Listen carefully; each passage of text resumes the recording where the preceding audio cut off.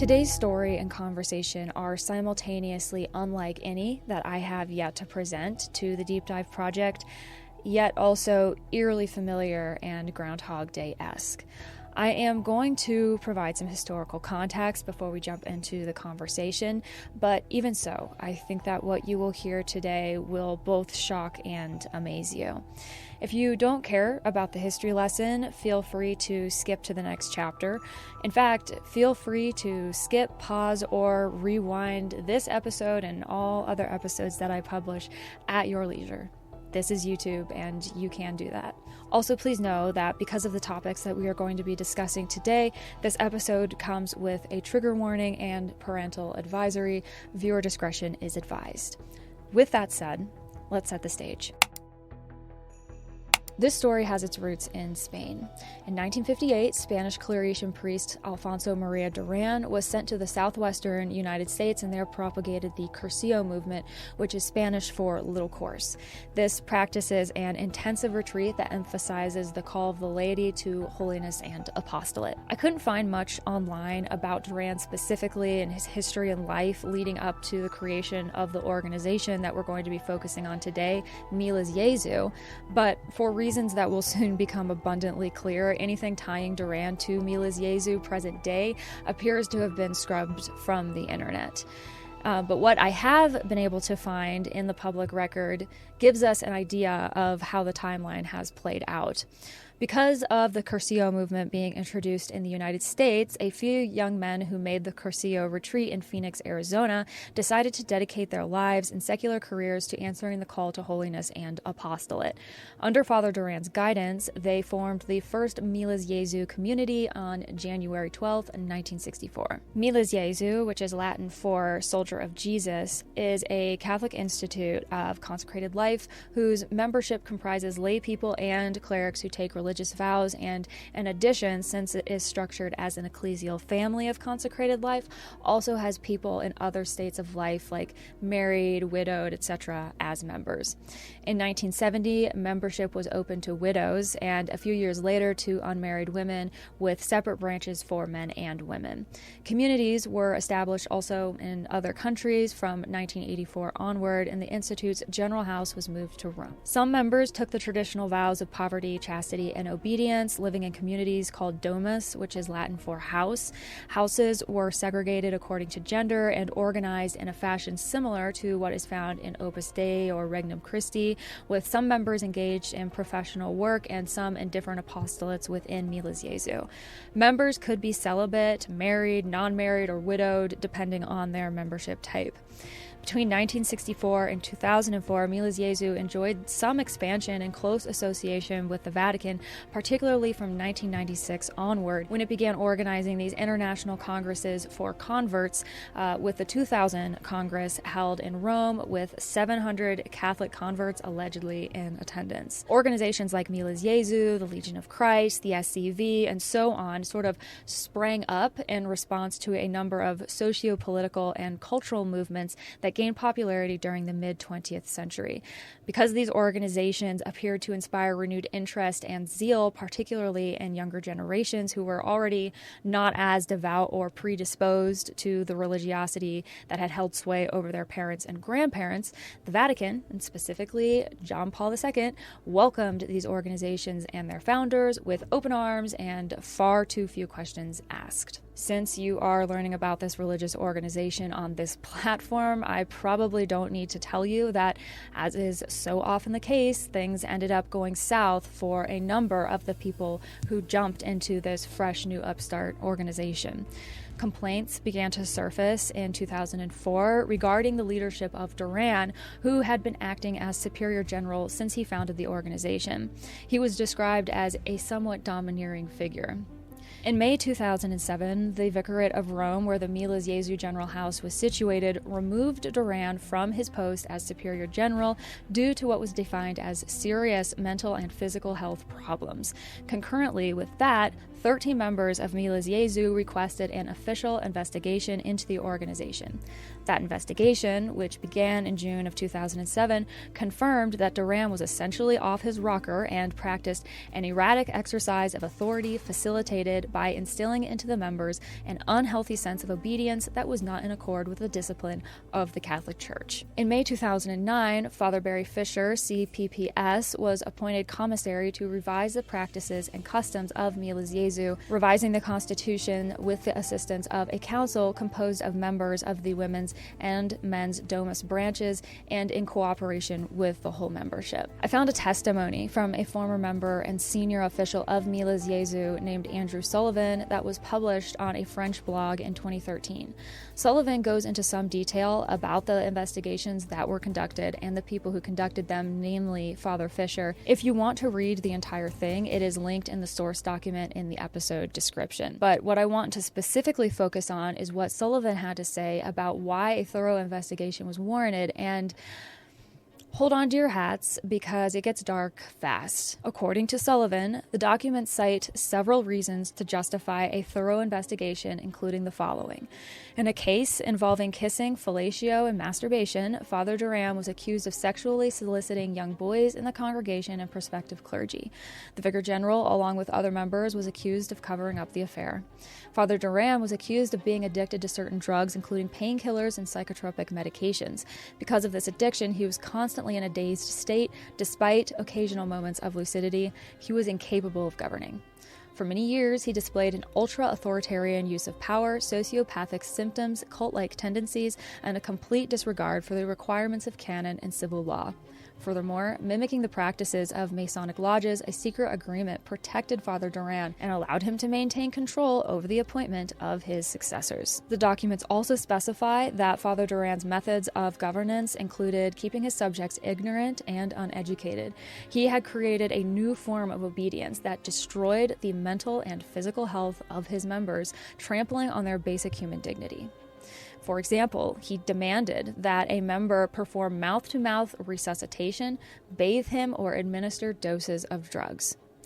While he assured his members that these actions and spiritual practices corresponded with the purest tradition of the Catholic Church, Father Durand's methods of governance were, in fact, based primarily on techniques of suggestion, lies, humiliation, and manipulation. Under the pretext of unconditional loyalty to the Pope, members of the Catholic hierarchy were manipulated into publicly supporting the congregation, completely unaware, of course, of the group's internal methods of governance. The documents highlight that the candidates were recruited through lies and misleading promises, such as the opportunity to pursue studies, become a priest, or be sent on missions to specific countries. Subsequently, there was in fact no serious training program, and so the new uneducated and ignorant members were coerced into dedicating their lives to Miles Jesu. The congregation's constitutions were designed to ensure maximum rights for the institution and minimal rights for the members. The congregation's primary task was to recruit new candidates, raise funds, and try to implement the founders' latest unpredictable ideas. At the time of the investigation, several dozen members were in very worrying emotional states. 9 exhibited clearly suicidal behavior. I'm only mentioning the tip of the iceberg here. Entering the congregation of Miles Jesu was like falling down the rabbit hole in Alice in Wonderland into an experimental form of consecrated life that escaped the church's oversight and developed wickedly out of control. Raise your hand if you feel like you may have heard this story before. Father Durand finally kicked the can in October of 2017 at 86 years of age. Miles Jesu is still around today, albeit in what appears to be a very reduced fashion. A quick web search doesn't return many results, and any activities that the organization is currently engaged in appear to be landlocked to the Phoenix, Arizona region. The story may be over as far as anyone from the Catholic Church is concerned, but the impact that Miles Jesu had on the people it attracted was real and outsized. And I think that there is still quite a lot to be gained from listening to the experiences of the people who lived through it. And that's what brings us here today for the longest interview that I have ever conducted. So let's not waste any more time. My name is Beck Griffin. Welcome to the Deep Dive Project.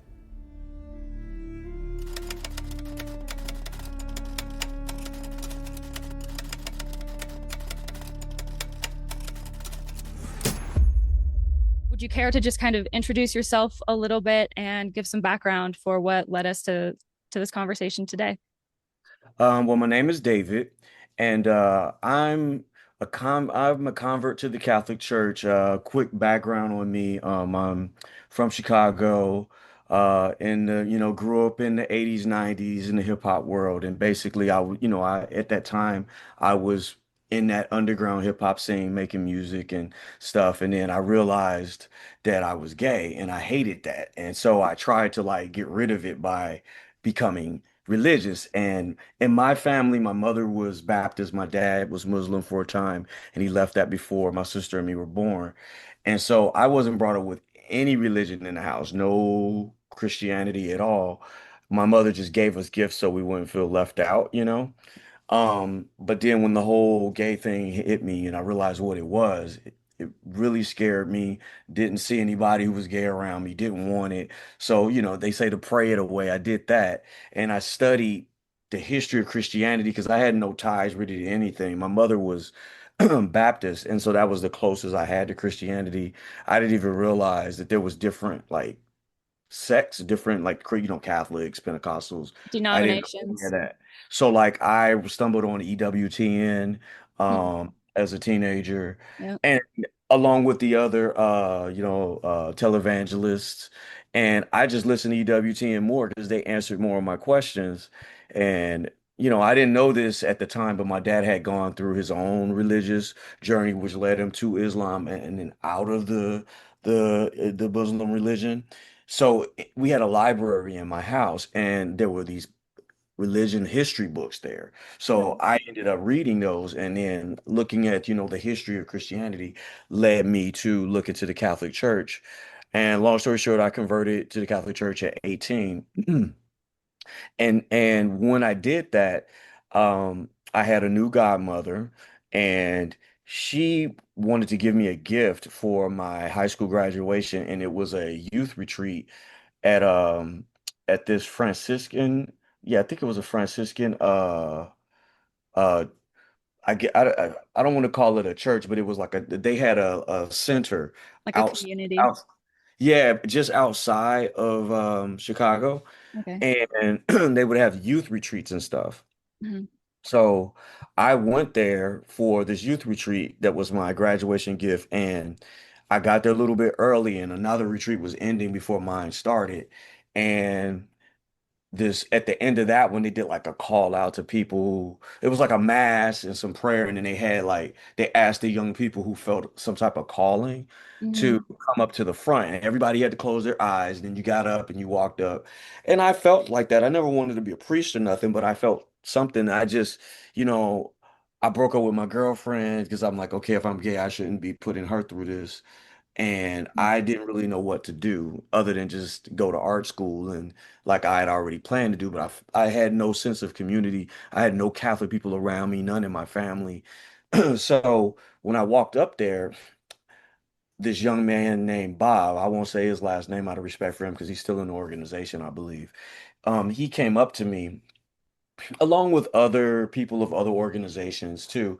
He handed me a newsletter, and he ended up getting my phone number because I was giving it to the different people that came up. And some were trying to get you to join a seminary. Hmm. They were I actually wanted to join that Franciscan thing for a while because I liked where it was, and I liked it, just seemed peaceful. Hmm. But they had like a waiting period and this and that. So when I left, I kind of had my heart set on doing that place for a while, but because they had me on this waiting period, during that period of time, the guy Bob from this organization that I couldn't pronounce at first, called Miles Jesu, which is Latin for soldier of Jesus, Hmm. uh, kept calling me. And he would call me every week and just, chit chat. And mind you, I'm a new Catholic. I don't have anybody to talk to really that's like my age. And he was a Right. little bit older than me, but he was like maybe 20, 21, and I was 18. Hmm. And he slowly began to invite me to go out to their place just to visit for a retreat, or I don't know if it was just a visit first and then it was a retreat. I think it was a visit first, and then after that they got me to do a retreat. But when I went there, they were way on the north side of Chicago, and I was on the south side of Chicago. And I had gotten into this like special program at the art school downtown. So I had summer classes. And then one day I took the train further north and I visited them. And to me, it just seemed like a dorm. Like I took it like a dorm instead of being like a dorm in school.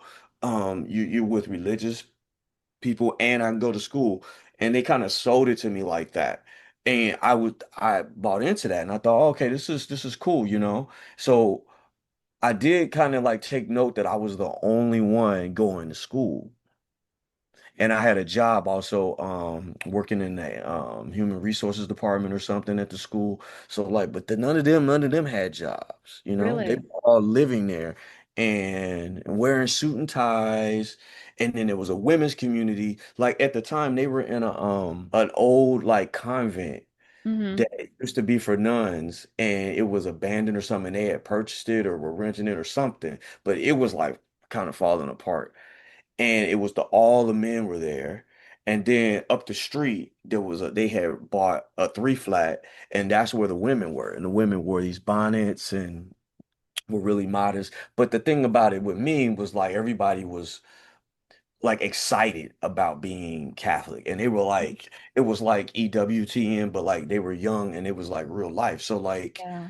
it seemed cool to me. But then like when we had they had us do the retreat, which was like I'm trying to remember. It's the steps of Saint Ignatius of Loyola. I forget what they called it exactly, but we followed. They had us do a retreat doing that. It was like 5 days, and the whole looking backwards because I started leading these retreats. Those retreats were to get you to see that you had a calling to Right. God, a vocation, and that vocation was with them. Mm-hmm. And oh, we're in all these different countries around the world. They said we're in like 12, 13 countries. It like seemed big and everybody seemed happy. And, I was young, but then like when I decided to like live there. I told my mom, and I guess they didn't take me seriously because once I moved to go there, she flipped out. And then that's when they hit me with oh, Jesus said I'm here to turn son against father, mother against daughter. Mm-hmm. Like they use that to justify why my Justify parents were breaking trying to families get me up. out. Yeah, they're trying to pull me out. And see, for me, none of them were Catholic. So like I was like, it also was my first time on my own. Like I kind of, Mm-hmm. I was young. I was young. And you were searching for something, I would have to imagine, like very fervently, and that was what was part of what was compelling you to join this community as well. It's not as if you were just taking advantage of a cool living situation. Right. Now, mind you, I did tell them in like spiritual direction and even in the confession, I said, look, I became Catholic and did all this because I realized that I'm gay and I don't want to be this. I don't even know what that is. Anybody I see gay, I don't relate to them because they're either too like effeminate or whatever. And I'm not like even drawn there. Mm-hmm. But, in other cases I am. And anyway, it was very that was like the main issue for me. And they seem to make it seem like it was just like well, God wants you to do this. And I was excited about the religion, so I went along with it. And I had nothing really to that made me want to object to anything. Everything seemed to go the way that they said it was. Mm-hmm. Like I was allowed to go to school, I was allowed to go to work. I came home, but it did kind of like seem strange that none of them did. And they would have these Right. meetings and I wasn't included. I think a year went by, and during that year, maybe one time, the founder, Father Alphonsus Maria Duran, showed up. And this was the first time I saw something different. When it was announced that he was coming, people went from being jovial and happy to being scared. Mm. And I didn't understand it, but it like because they all were, it made me like a little like I'm On supposed to be like edge. on edge. Yeah. And when he got there, everybody was like smiling and stuff, but there was like it was kind of fake and you could see like the fear in it. And I just didn't quite get it. Um some of my memory of that time is a little hazy, but it fast forward. For some reason they needed somebody to go to Mexico to replace some guys who were coming from there to Hmm. Chicago or going somewhere else. And I was asked if I wanted to go. And I mean, 18, 19-year-old David is like, yo, Mexico, I never, like, I ain't really been too much out of Chicago that much. You know what I mean? Yeah, it's an So, opportunity. like I have family in Michigan, but it's like I didn't really like go anywhere. So I was excited. But then the guy Bob had told me, he said, man, don't stop going to school. And I was like, what do you mean? He said, they're not going to let you go back. And I was like, what are you talking about? Milas Jesu is supposed to be a lay organization, Hmm. right? For lay people, and who are Right. lay people? Lay people have jobs. They're in the world. That's what I was told. That's what you sell. That's what you promote. You're Hmm. soldiers of Jesus in the world. There was priests, but like the way they did the priesthood was, I found out that you got ordered to go to study for the priesthood. It wasn't like you got to say, "Well, I feel called to be a priest." They sent you, and They you would that was tell like you. out of obedience, you're supposed to go. So then you ended up Hmm. with a situation towards the end where I tell you where there's guys that at least one guy I know for sure that uh he really did not want to be a priest. And he told me himself in a very heated, passionate way. And I won't say his name out of respect for him because I know that by the time a lot of us left, he was in his 50s and he really saw no way of leave going forward in his life to support himself if he left the priesthood. And I think he remained. And I understand that totally, and I respect Yeah. him. But he had been put through a lot, that man. It was really to me, his story is unfortunate, very unfortunate. I would say sad. And I hope he's doing well. But anyway, so I got sent to Mexico, and I was excited, but what ultimately ended up happening is exactly what he said, that it was like I wasn't encouraged to finish my education, but they Hmm. keep promoting that.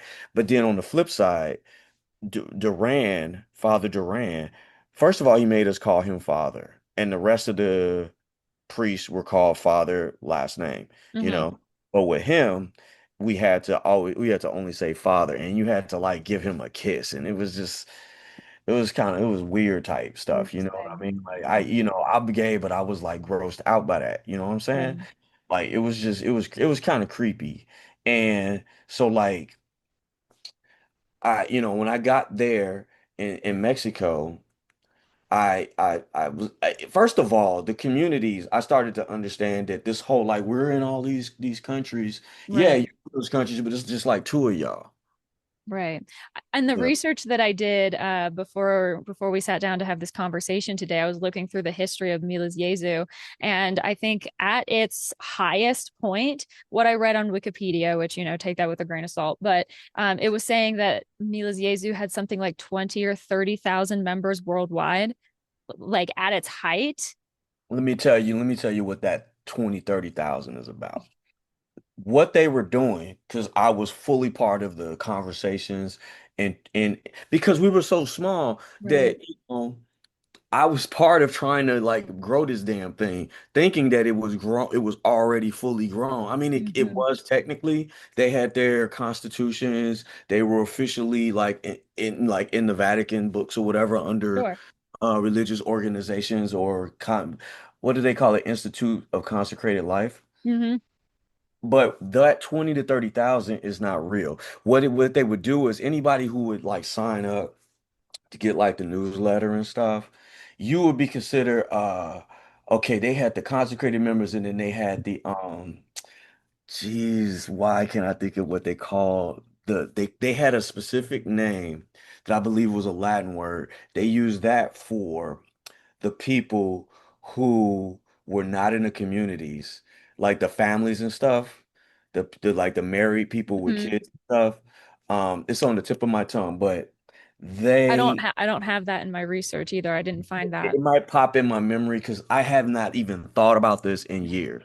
I haven't not thought about any of this in years, this aspect of it. Hmm. So these people were considered members. It was like a white lie because okay, you're getting the newsletter and you're giving donations. Right. Uh, I mean, he was trying to sign up. The Father Duran was trying to sign up cardinals and bishops any way he could to that part of the organization. Like, like how Legionnaires of Christ had Regnum Christi. Yes. Like, imagine Mila Jesu, you had the men's or lay, men's consecrated, women's consecrated, and then you had this section that was like Opus Dei. That Mm. was like they didn't live in the communities, but they were just, by name saying they were members, getting the newsletter, maybe going to a conference, bought a book, um, you know and that was it. And that they so he was using that to kind of like make the organization seem bigger when it was really just about like about 100 people, or even it might have even been a little less because it was very like unclear. They were small. That's why a lot of people haven't heard of them.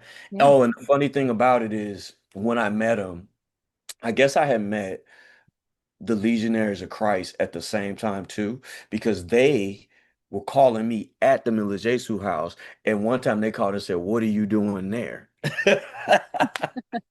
And I told him, and Father Durant was he was pissed off. He was like, he was big bad. It's like I became like this like thing. You were caught in the middle. And, and I mean, to keep it real, there was times where I kind of felt like I had gone either that route or Opus Dei until I saw your videos. They're like, oh hell no, this was just the same BS, just Hmm. with a shinier coat.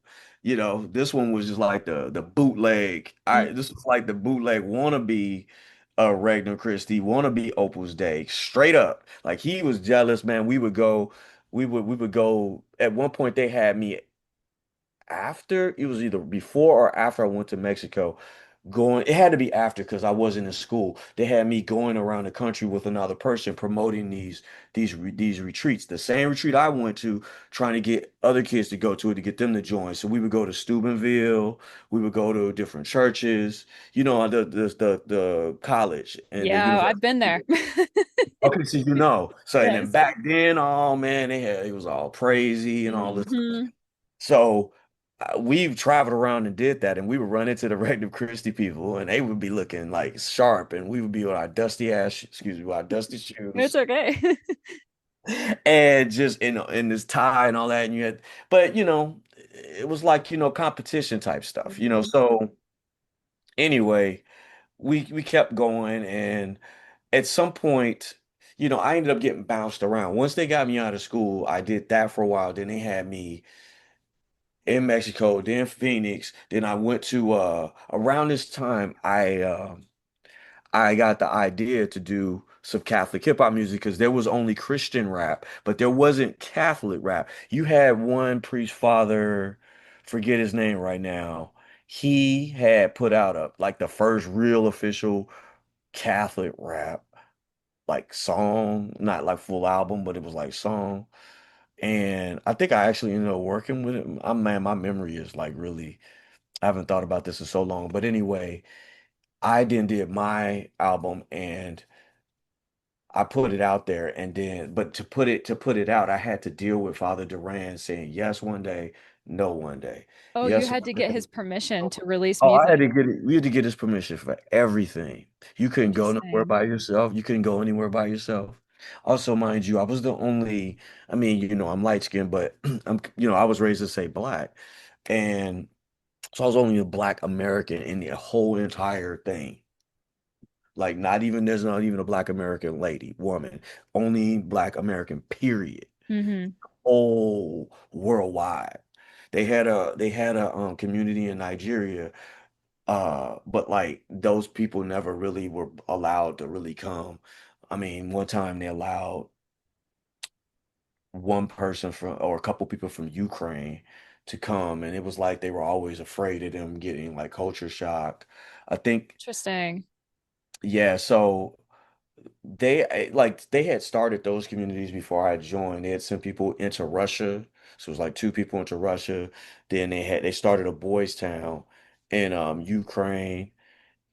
And like after they opened the doors to let people in there, the headquarters was in Rome.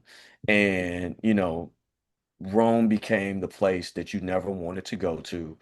Mm. Uh it became like synonymous with like torture and hell. And because Really. that's where Duran mainly lived, and living in the same place with him there was a nightmare. Um, So the experience of like being in this Milas Jesu environment, like was it pretty okay until like Father Duran would come around and then things would go haywire? Like when you were oh, just like the day to day, was it pretty normal?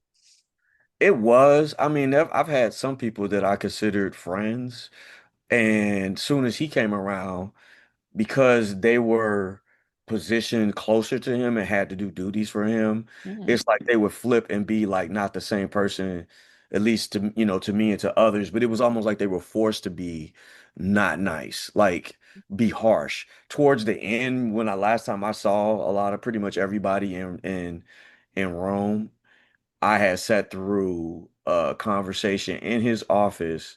It was Father Duran, it was the vicar at the time, and it was one or two other people.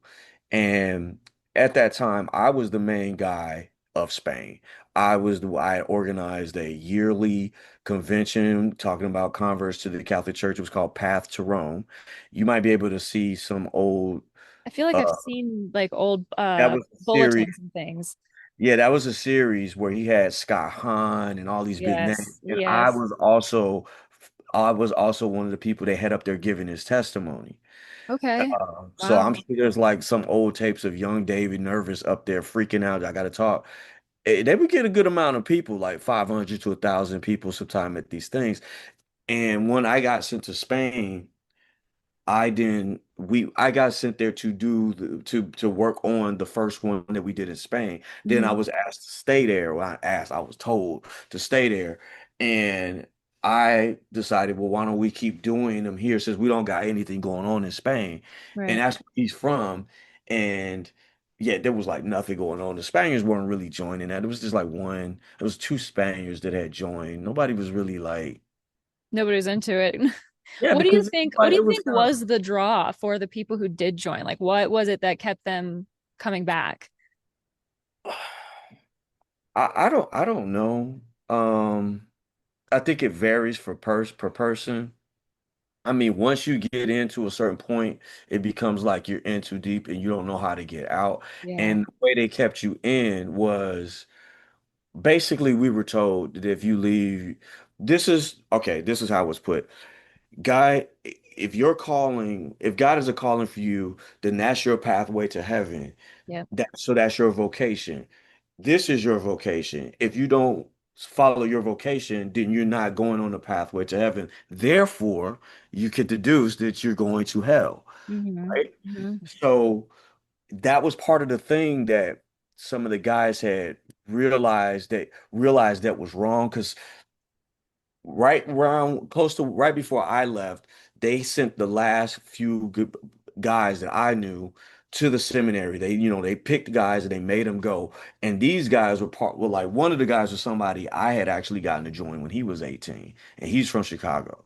And but a lot of us were disgruntled. There were some that were like loyal and still following, and it tended to be people that I'm sorry if anybody's offended if you watch this, but I think a lot of them have some personal issues Hmm. that kind of like kept them there. But the disgruntled ones, we were the ones that were actually getting stuff done. So anyway, those guys got sent to the seminary in Rome, and they had their canon law class, their first canon law class, and they discovered that a lot of things was going against canon law that Mila Jesus was telling us. And one of them was that it's like, oh, you're making us think that if we leave here, we're going to go to hell. Hmm.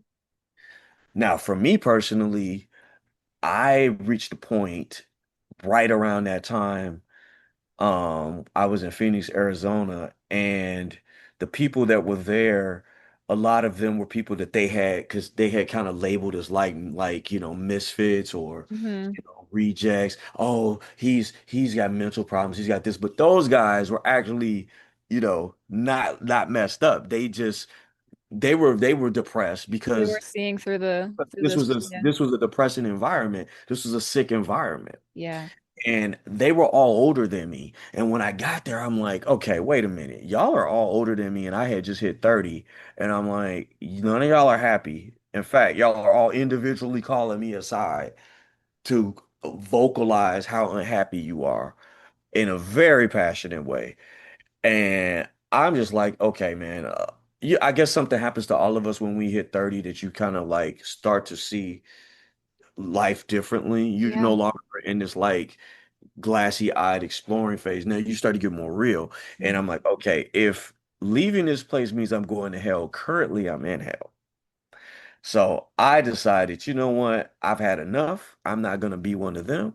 I'm going to get them to help me pay for my finishing my schooling, and then I'm going to dip. I'm going to get up out Hell of here. yeah. And because I felt like, you guys got me when I had my schooling set up, and then now you guys took me out of it, and and in the end, I have nothing. Even Right. the rap music that I made, like all the profits went to them, and he just was constantly sabotaging it. And I think it's because I got invited to EWTN to be on the TV show to talk about it. And even that, once I got on EWTN to talk about my music and perform it, I performed one song. I talked with Mother Angelica or whoever it was. I performed one song. They did a commercial break, called me into the side room and said, "We're canceling the show," and put on the screen with my mom and everybody else watching technical difficulties. Sent me home with $1 and said it was because I was associated with Mila Jesu, and it's because they didn't like Father Duran. Oh, interesting. And one time prior to that, they had sent me there. And I remember because the whole time I had a excruciating toothache that like developed right when I was there. And so it was like my head was exploding. And I had to go sneak in, act like I wasn't a member of Mila Jesu, just say that how her show got me to convert to the Catholic Church, get in and then pull out this check from Mila Jesu to get her to go speak at the first Path to Rome conference, or one that was, I think, was supposed to be in Louisiana and New Orleans. And I think it was like 96, 97, something like that. And she took that check and said she said something real slick about Duran. And she said, your organization needs to learn this. Like she said something that was really condescending, and it showed a different side of Mother Angelica. Mm-hmm. Like it was a not a nice side. Okay. I'm just gonna Mm-hmm. say that. Okay. And then she said, thanks for the check, though. Just Still like that. wanted that money. Just like that. I mean, I was like, not Mother Angelica out here acting like a straight G, just taking a check. Like, I got your check, and I'm gonna tell you no, and I'm gonna tell you about yourself. And I'm just standing there like, I can't say anything, but I'm like, wow, man, you people really just seem a certain way on TV, and you are a certain different way in real life. I say that. Yeah. That is not the first time that I've heard truthy stories about the characters that are on EWTN. And EWTN was a like hallmark staple of my childhood. I grew up in a very conservative Catholic family. I mean, I've been to talks given by people like Teresa Tomeo and Dr. Ray Garendi. I don't know if you know who that is, but I was super into him as a kid, thought he was the coolest. I mean, I've met some of these people. So it's really interesting to be on the other side of it now and be having these conversations. And yeah, it's Did you ever go down there to the studio or to the the to closest I ever the got.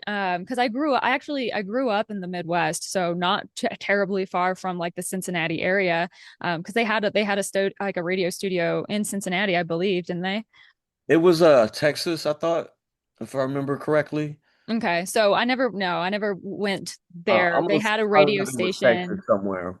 I They had a could be radio wrong. station in Cincinnati that was called 740 AM, Sacred Heart Radio, and that was like their satellite thing or whatever. Yeah, I And think that's a different location. yeah, it is. It is 100%. But the thing about EWTN, what I've learned since kind of getting into all this work is how heavily funded that whole venture is by a couple of very significant Catholic communities, namely the Legionaries of Christ and Opus Dei specifically. They've put a lot of money into, I think, allegedly, they put a lot of money into EWTN to, further Somebody is. the message. So yeah, what you're saying does not necessarily surprise me.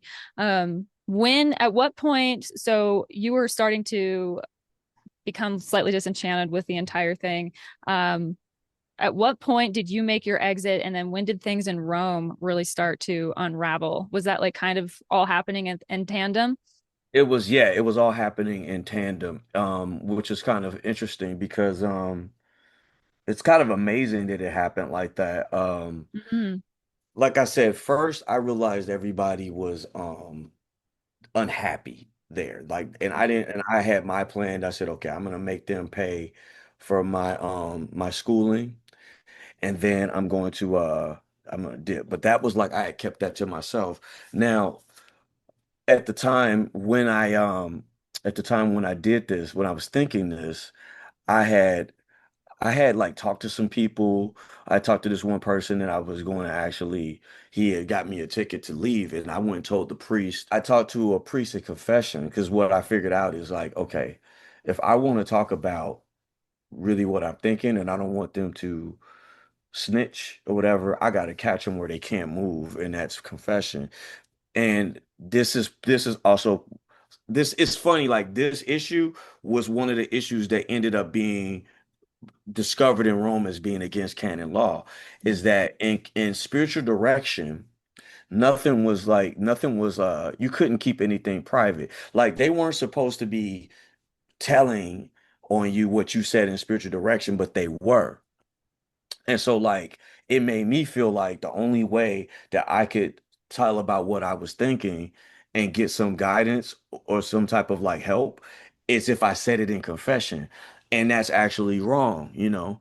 And they had found out in Rome at the same time that I was going through this, they found out that, and they found out that the whole thing about you, if you leave, you're gonna go to hell is against canon law. You're not supposed to be teaching people that. So Mm-hmm. when they had learned that, they asked themselves, well, what else are they telling us that's wrong? So they went to, I think, the teacher who was a cardinal, and then they divulged these things, and he was surprised, and he said, well, give me a copy of your constitutions, and if you have testimonies of things going on, because there was abuses going on that I wasn't aware of. Apparently there were some people that were being molested. Apparently there was a lot of drug use. There's a lot of a lot of money laundering, tax evasion. Um, I didn't know about any of this stuff. It was like kept secret. Um, and it kind of like I kind of saw glimpses of it because see what happened to me was I was in Spain, and then I got called to Rome for a meeting. And the thing is about and the way they did it in Mila Jesu was they had this saying called availability Mm-hmm. because the To be fully apostles. available to the work, to not to the work. That's Opus Dei's lingo, but to Mila's Jesu, you'd be fully available. I'm sure that's what they said. Right. So, and they use the quote from one of the gospels about how the apostles, like Jesus called the apostles, and they just dropped everything and just walked away. So, okay, that's what they did, but today we can't plan nothing because they did that. So, like if today they say you gotta go to a whole nother country, and if you're in that country and they say you got to go to another country, you got to go to that one right then and there. You can't worry about none of your stuff. So I lost my yearbook. I lost stuff like mementos, things that were mine. My passport, that had all the stamps from everywhere I went to. All that stuff got left in Spain because I was just supposed to be in Rome for a meeting and go back. And I ended up being sent to back to the United States. And And at the same time, they wanted me to be the MC of another Path to Rome conference that was going to be in Chicago as well. So that was like a leg. I went from Rome to Chicago, then from Chicago to Phoenix.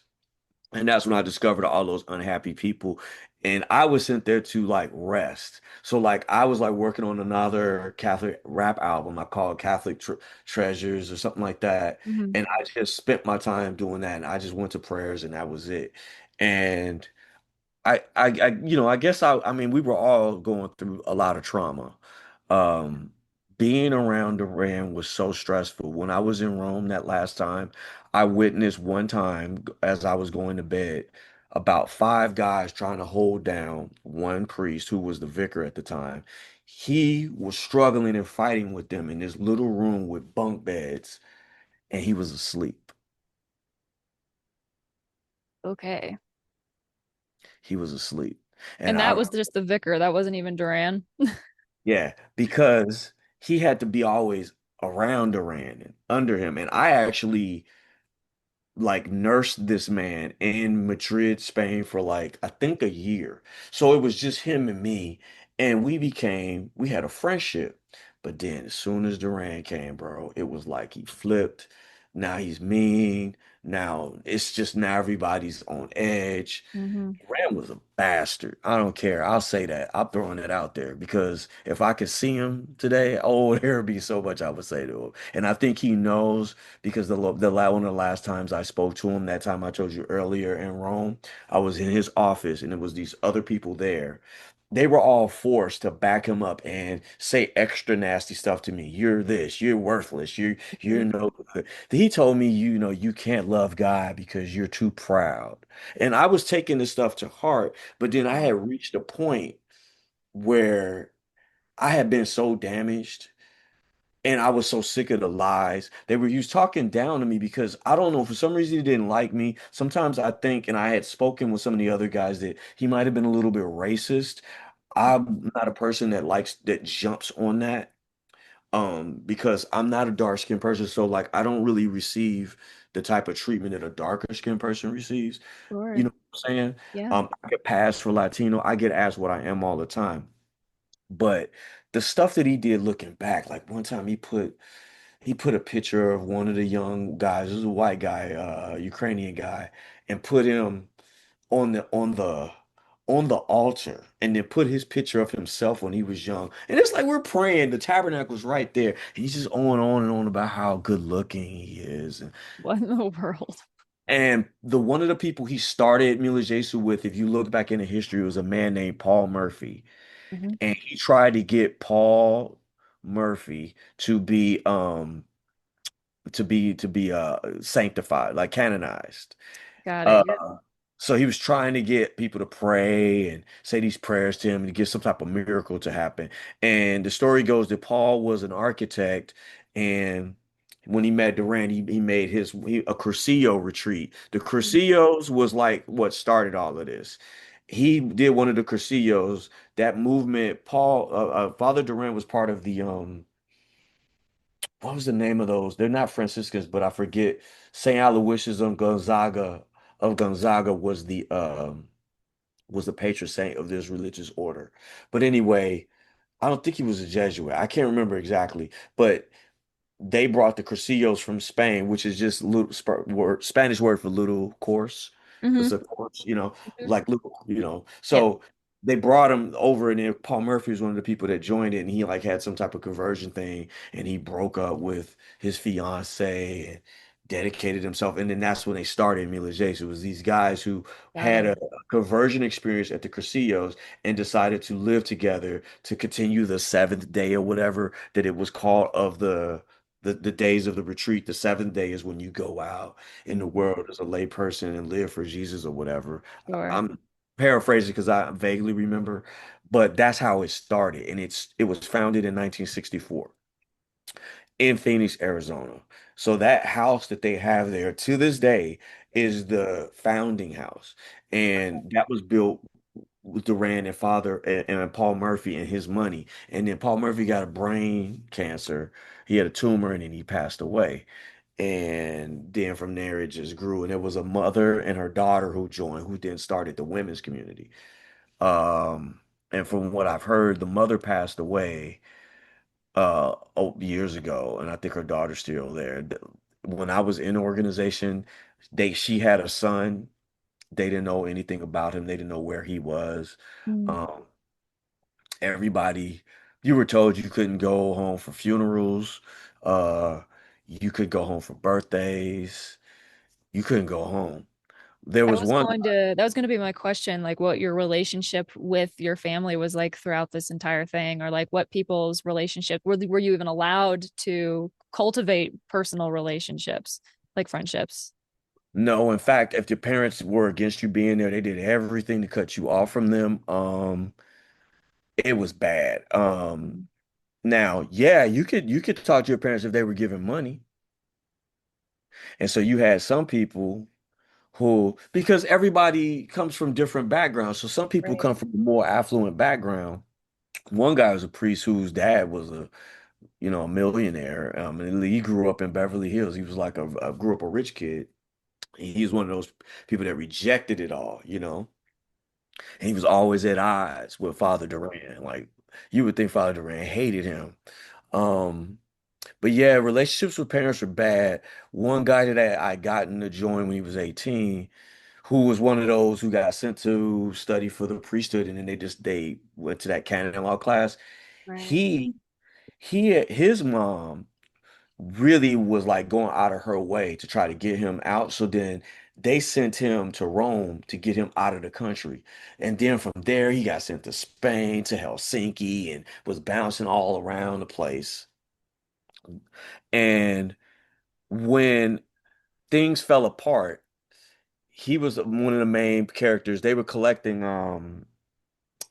testimonies from people, and that's when all the abuse stories came out. Simultaneously, I was in, Phoenix. And I had asked to leave the community with the person I chose to first recuperate because like living under them was such a stressful thing. To go out into the world was like you had to take baby steps. I Yeah. was able to get permission to do this because things were falling apart in Rome at the exact same time. Otherwise, I would have never gotten that permission. Never, Mhm. never, ever, ever. And I guess Duran, if I remember correctly, he had a morphine addiction. So like he was losing his mind. The last time I saw him, I keep going back to that one meeting in Rome. They were saying all that nasty stuff to me, and I looked at him, and I think he knew that I wanted to hit him in the face.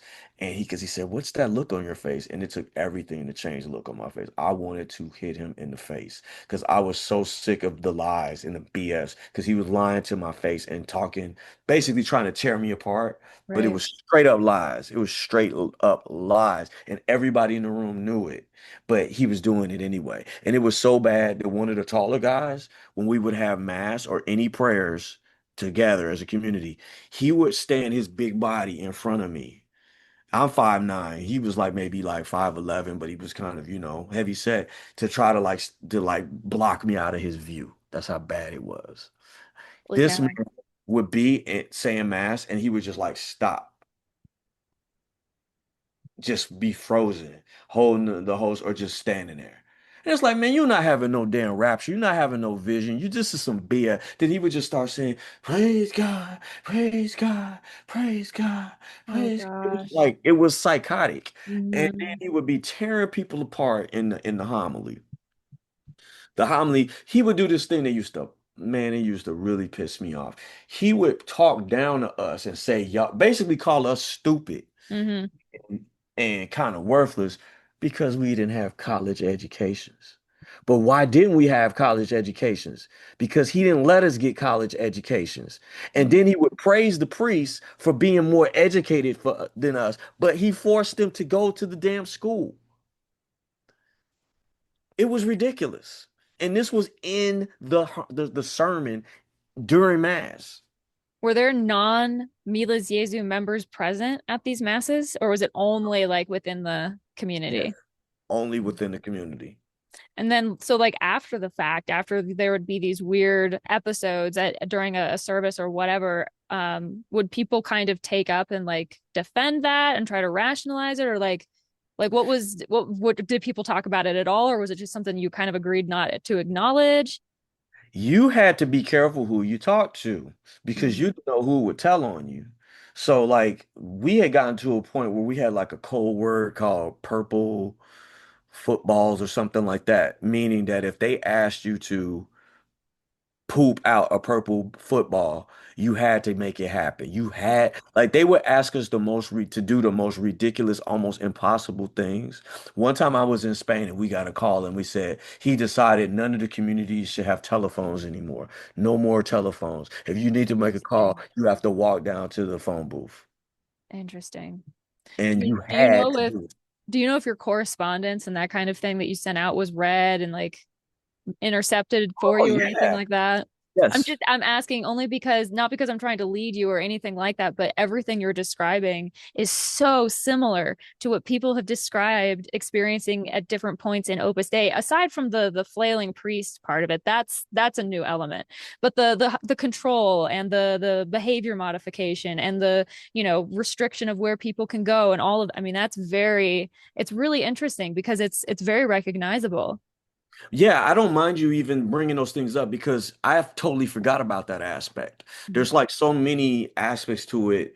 Like even with the whole like when he would like stop and say these crazy things during mass, that was around again, that was towards the end before everything fell apart, like the year before. So this had to be like '06, and I left in '07. He he earlier sometime, I want to say this was before 9/11. I'm almost sure. So this had to be 99 or 2000.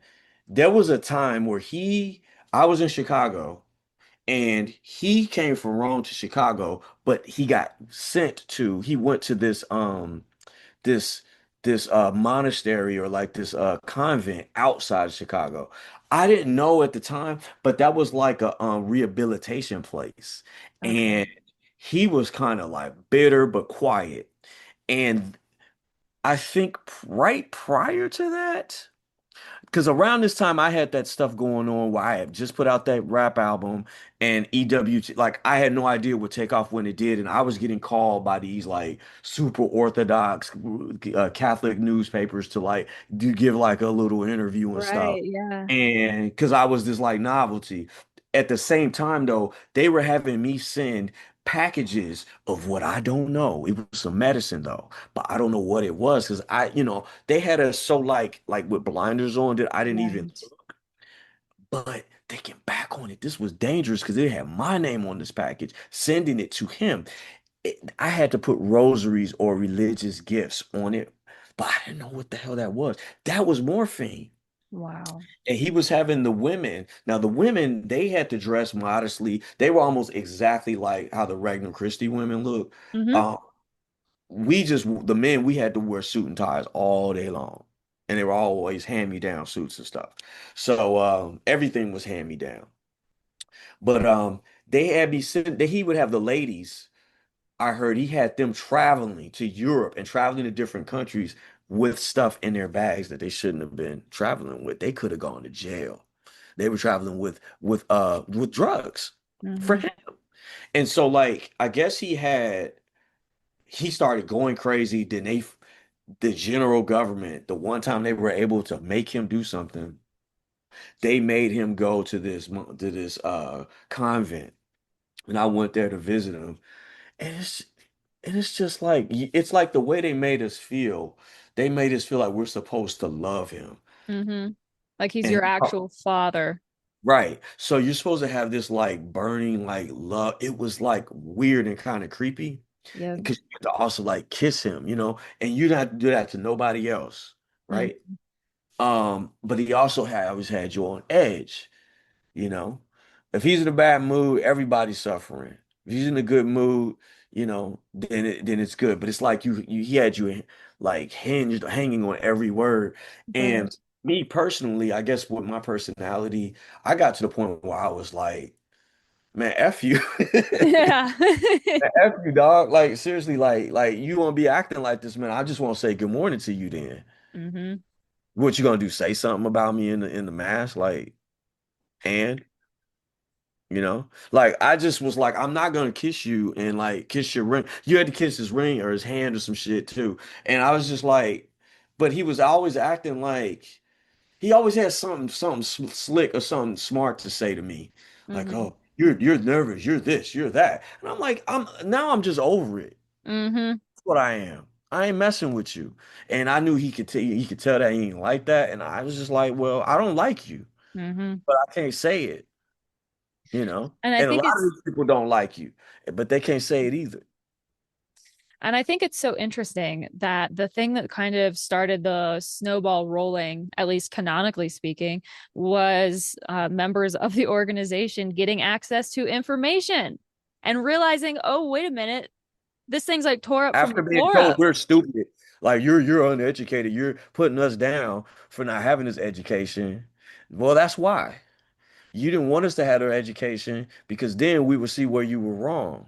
And so get this, when they started doing all of that, Hmm. like I said, at the same time I had this going on. So I got this permission to go to another place with the person I chose. And I chose a guy that I'm still friends with to this day. And while we were there, like after a month, I was asked if I would mind if they swapped him out because they needed him to go back to Phoenix. I we were like outside of Phoenix, and they were going to send me another guy. Well, this guy, I'm trying to protect people's names and stuff. Hmm. This guy, I spent like a week with him. I didn't, I wasn't really like meshing too well with him. You know what I mean? Yeah. And but also this whole purple football like code word, I was hearing about this and I was hearing stories, people telling me, slowly telling me things. I was hearing rumors of things here and there because it was only who you could trust that you would learn about things. Right. So that person, because I didn't really like mesh well with him, I wanted the original person I had back. I said, no, I want to go back to the original person. So they switched it. Mind you, I would have never gotten this permission if things weren't like falling apart there in Rome. Yeah. So that guy I sent back ended up being sent to Rome, and he ended up being the snitch to the vicar about them reporting stuff to the Vatican. And once the word got out on that, the vicar who was away because he's always away trying to heal from the emotional trauma and damage that the founders and being in the organization Mhm. doing to him. So from what I heard, that he panicked and came back, and then they started sending people away before the interviewer or the investigator from the Vatican would come through and start asking questions. So I heard one story, one girl, sometimes they would have the ladies go take some theology classes in Rome because there was a ladies community like next to the men's community Right. in Rome, and they had their place out where a lot of the people who worked for the UN lived. I think Okay. Via Crespi was the name of the street.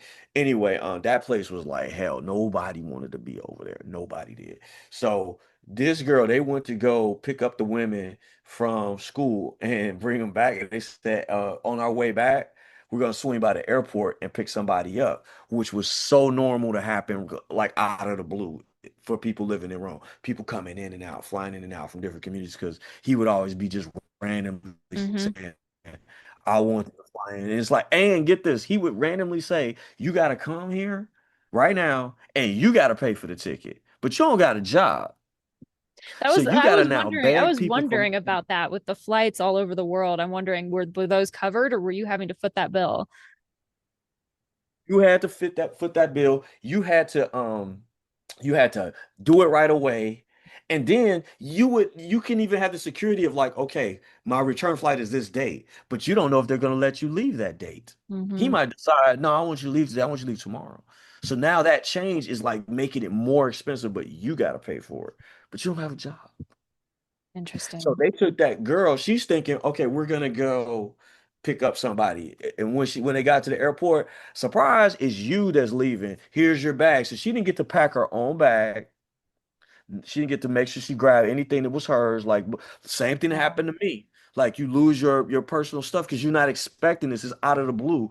Sent her to Ukraine or Russia or something. And I heard they sent other people to Russia, like to get them out of the way, get them out of Rome, so that they wouldn't say anything negative.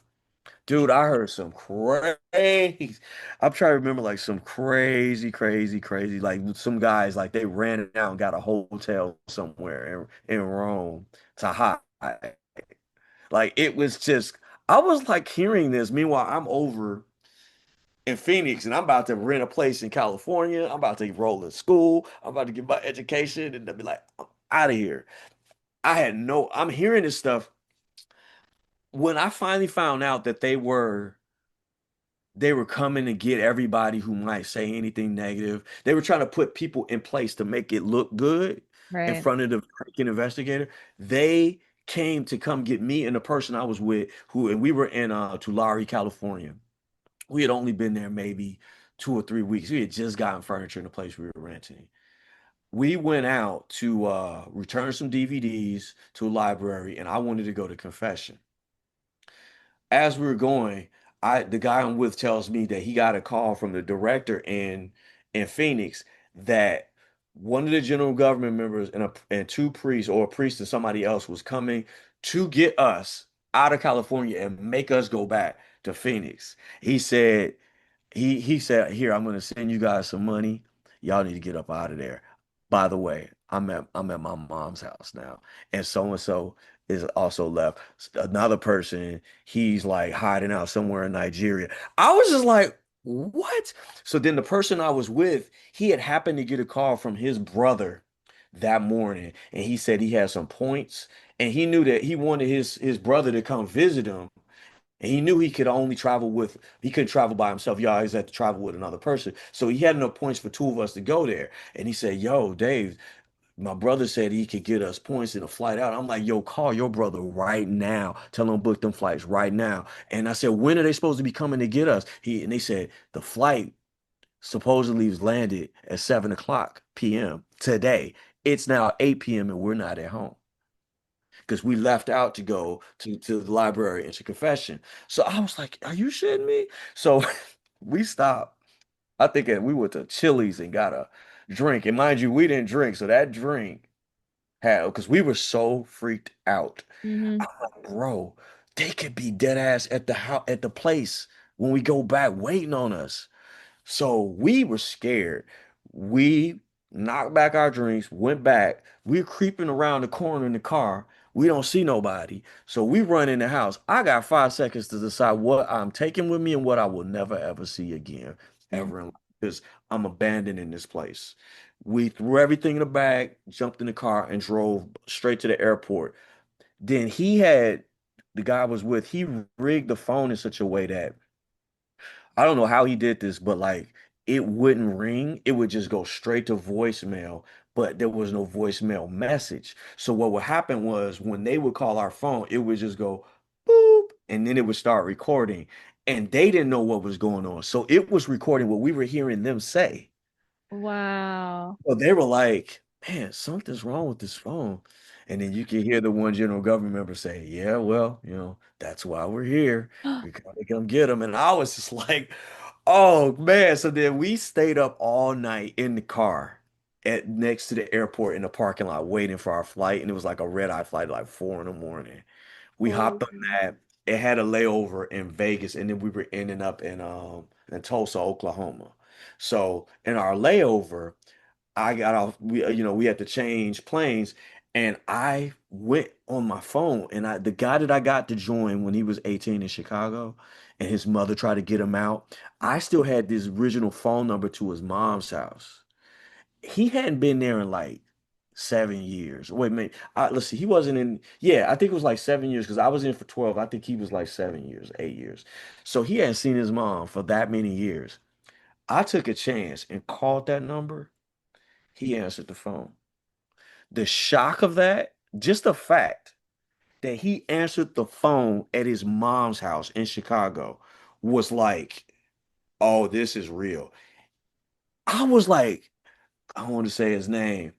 I'll just, I'll give him a fake name, Frank. I'm like, "Frank," and he's like, he heard my voice. He didn't even say, "Dave, hey, what's up?" He just went, "Okay, okay, listen, listen. All right, so and so is here, and he's hiding." He went straight into. I'm just on the phone in the bathroom in the airport, listen to this, like, what? Now I'm freaking out because I had just made plans. I had just enrolled in school. I had my way of getting myself out of this, and now I'm hearing this.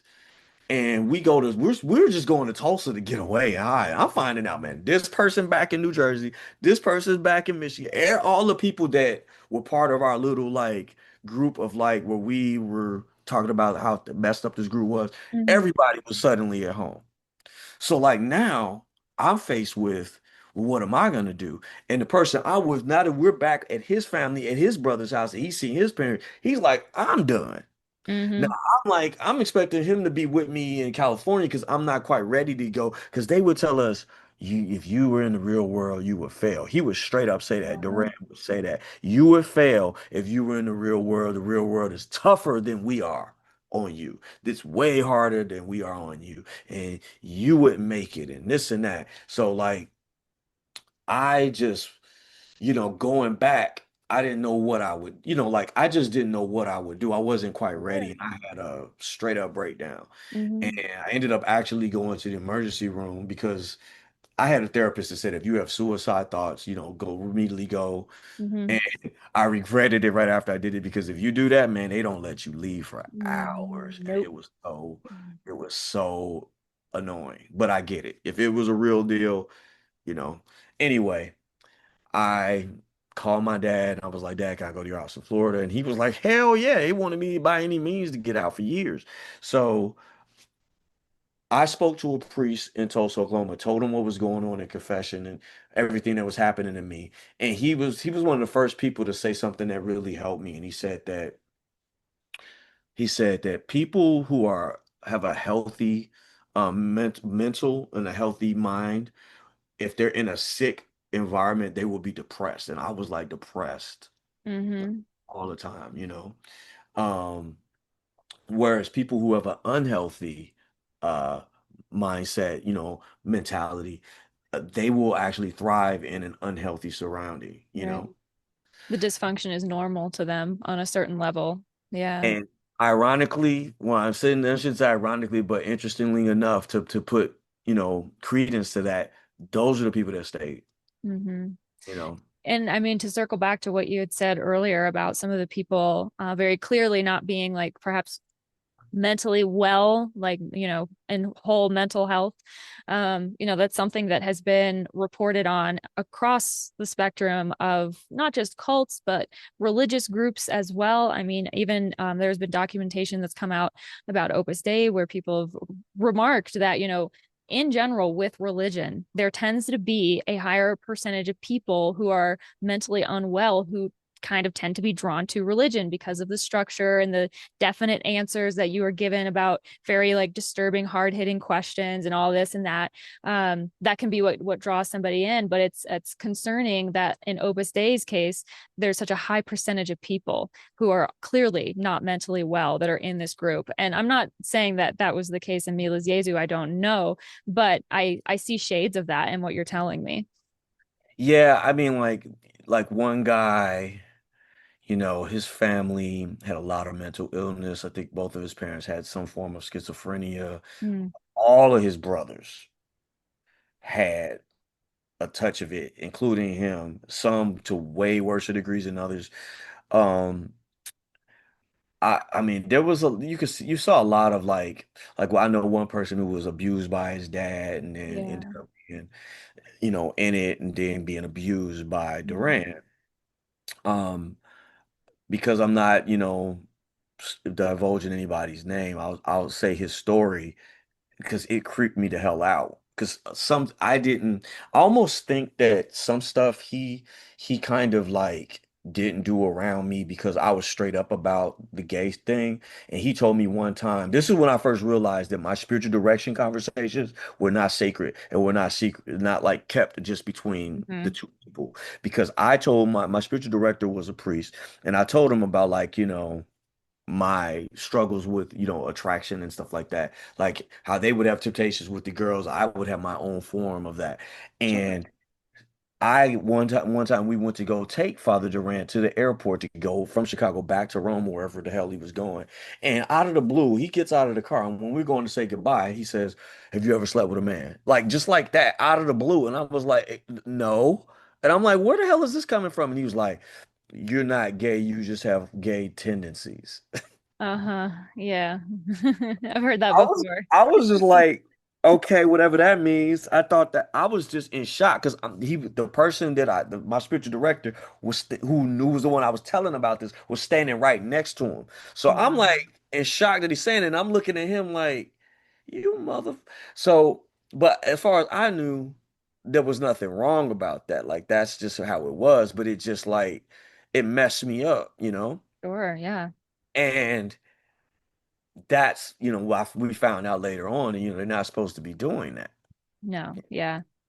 And so anyway, the story I was going to tell, this person, he said that he was it was this was in Spain, and they were at some like retreat center or something. I'm not sure exactly where they were, but he said he was with Duran.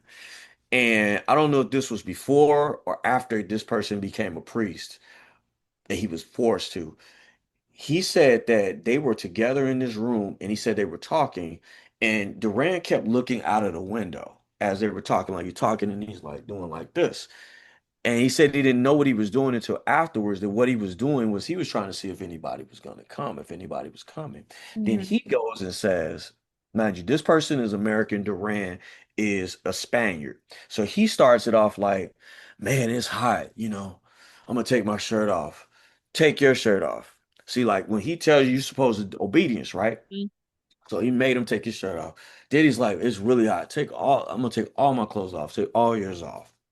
Then he goes on to say, here in Spain, we don't circumcise the boys, but y'all do it in the United States. So, this is what mine looks like. See what yours looks like. Vile, Now, vile. now he's getting like, okay, I'm following along with this, but like, yo, you straight up trying it right now because I'm mad uncomfortable. And I guess that's around that time somebody was starting to come. So then it like stopped it. But he told me, he said it really messed him up because he didn't understand what was happening. Then another guy told me, and that first person ended up being made to become a priest. I don't think he ever really wanted to. And then the second person never became a priest, but he told me what happened to him was they were in a room and like he was in the room with him and there was a bed. And I guess like sometimes he would do this thing where he would make it seem like it's godly, but he would like hug. See, he didn't do this stuff to me. Maybe because, like I said, I was straight up about my situation was, but also I kind of like, yeah, I might be gay, but like that don't mean I'm attracted to you, bro. Like I'm picky, bro. You know what I Hmm. mean? Like it's that don't get it. Don't flatter yourself like that. Like and also like I'm not with the.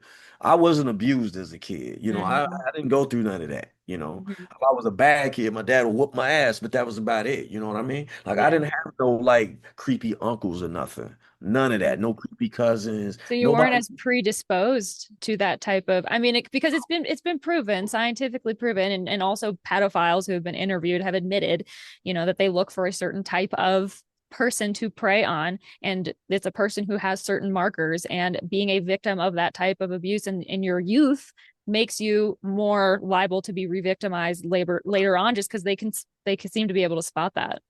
Right. Yeah, it's interesting. Like I never really, I mean, I'm surprised I never really put the two together like that. But I just knew that it seemed like he knew to not do some stuff to me. Mhm. But I saw enough to believe their stories. Like 100%, I believe what they told me happened. I could envision it, but it's like it's interesting that he made sure he didn't do that because like I wouldn't have like gone along with like no, not at all. Like I told you, the man must have known that I was ready to punch him in the face for real, for real. Mhm. And um and he's lucky, boy, man. He's lucky he had his little goon squad. Cause like he had me hot. I was like, man, mother F you. For real, for real. But yeah, apparently he got this dude where he was hugging on him or something. And then mind you, he makes you kiss him, right? Right. Kiss him on the lips. And he said he did it, but then like the next time he did it, he held it. Before he knew it, he threw his tongue down his mouth. And I was like, yo, what? And then he said he tried to pull him down on the bed to lay down. And he said it was just like, and this is a straight man. Like this Mhm. it is just like just Assault. telling it is grossing me the hell out. It's just straight up grossing me the hell out.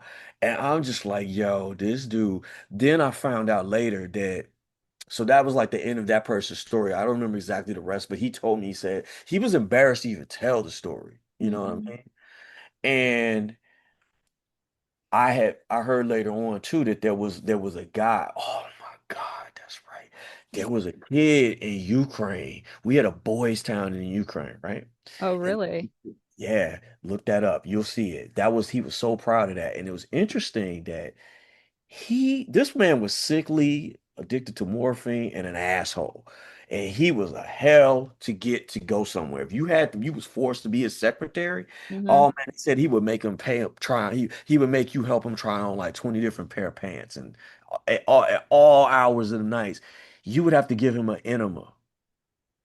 He couldn't do it by himself. You had to do it. There was a couple times I left Rome to go back to Spain, and my flight was early in the morning, and you had to say goodbye to him. You couldn't just leave. So if he was taking a shit, you had to go in the bathroom and kneel down next to him while he's sitting on the toilet, pinching the loaf. It stinks to all hell, and you got to kiss him. Did this happen to you? Yes, to me. Oh yeah, it happened to everybody who got Wow. caught up like that, and it wouldn't be just me in that room in that bathroom too. It was weird as hell. I didn't have to do the enemas though, but I'm just saying, like when I had to leave, I had to say goodbye to Yeah. him in the state while he was there, and it was Yeah. just like Yeah. this is so damn weird. But then I heard that they had to always give him like he got to the point where he couldn't defecate normally. He always had to have an enema, so they'd always Hmm. do it. Hmm. Sure.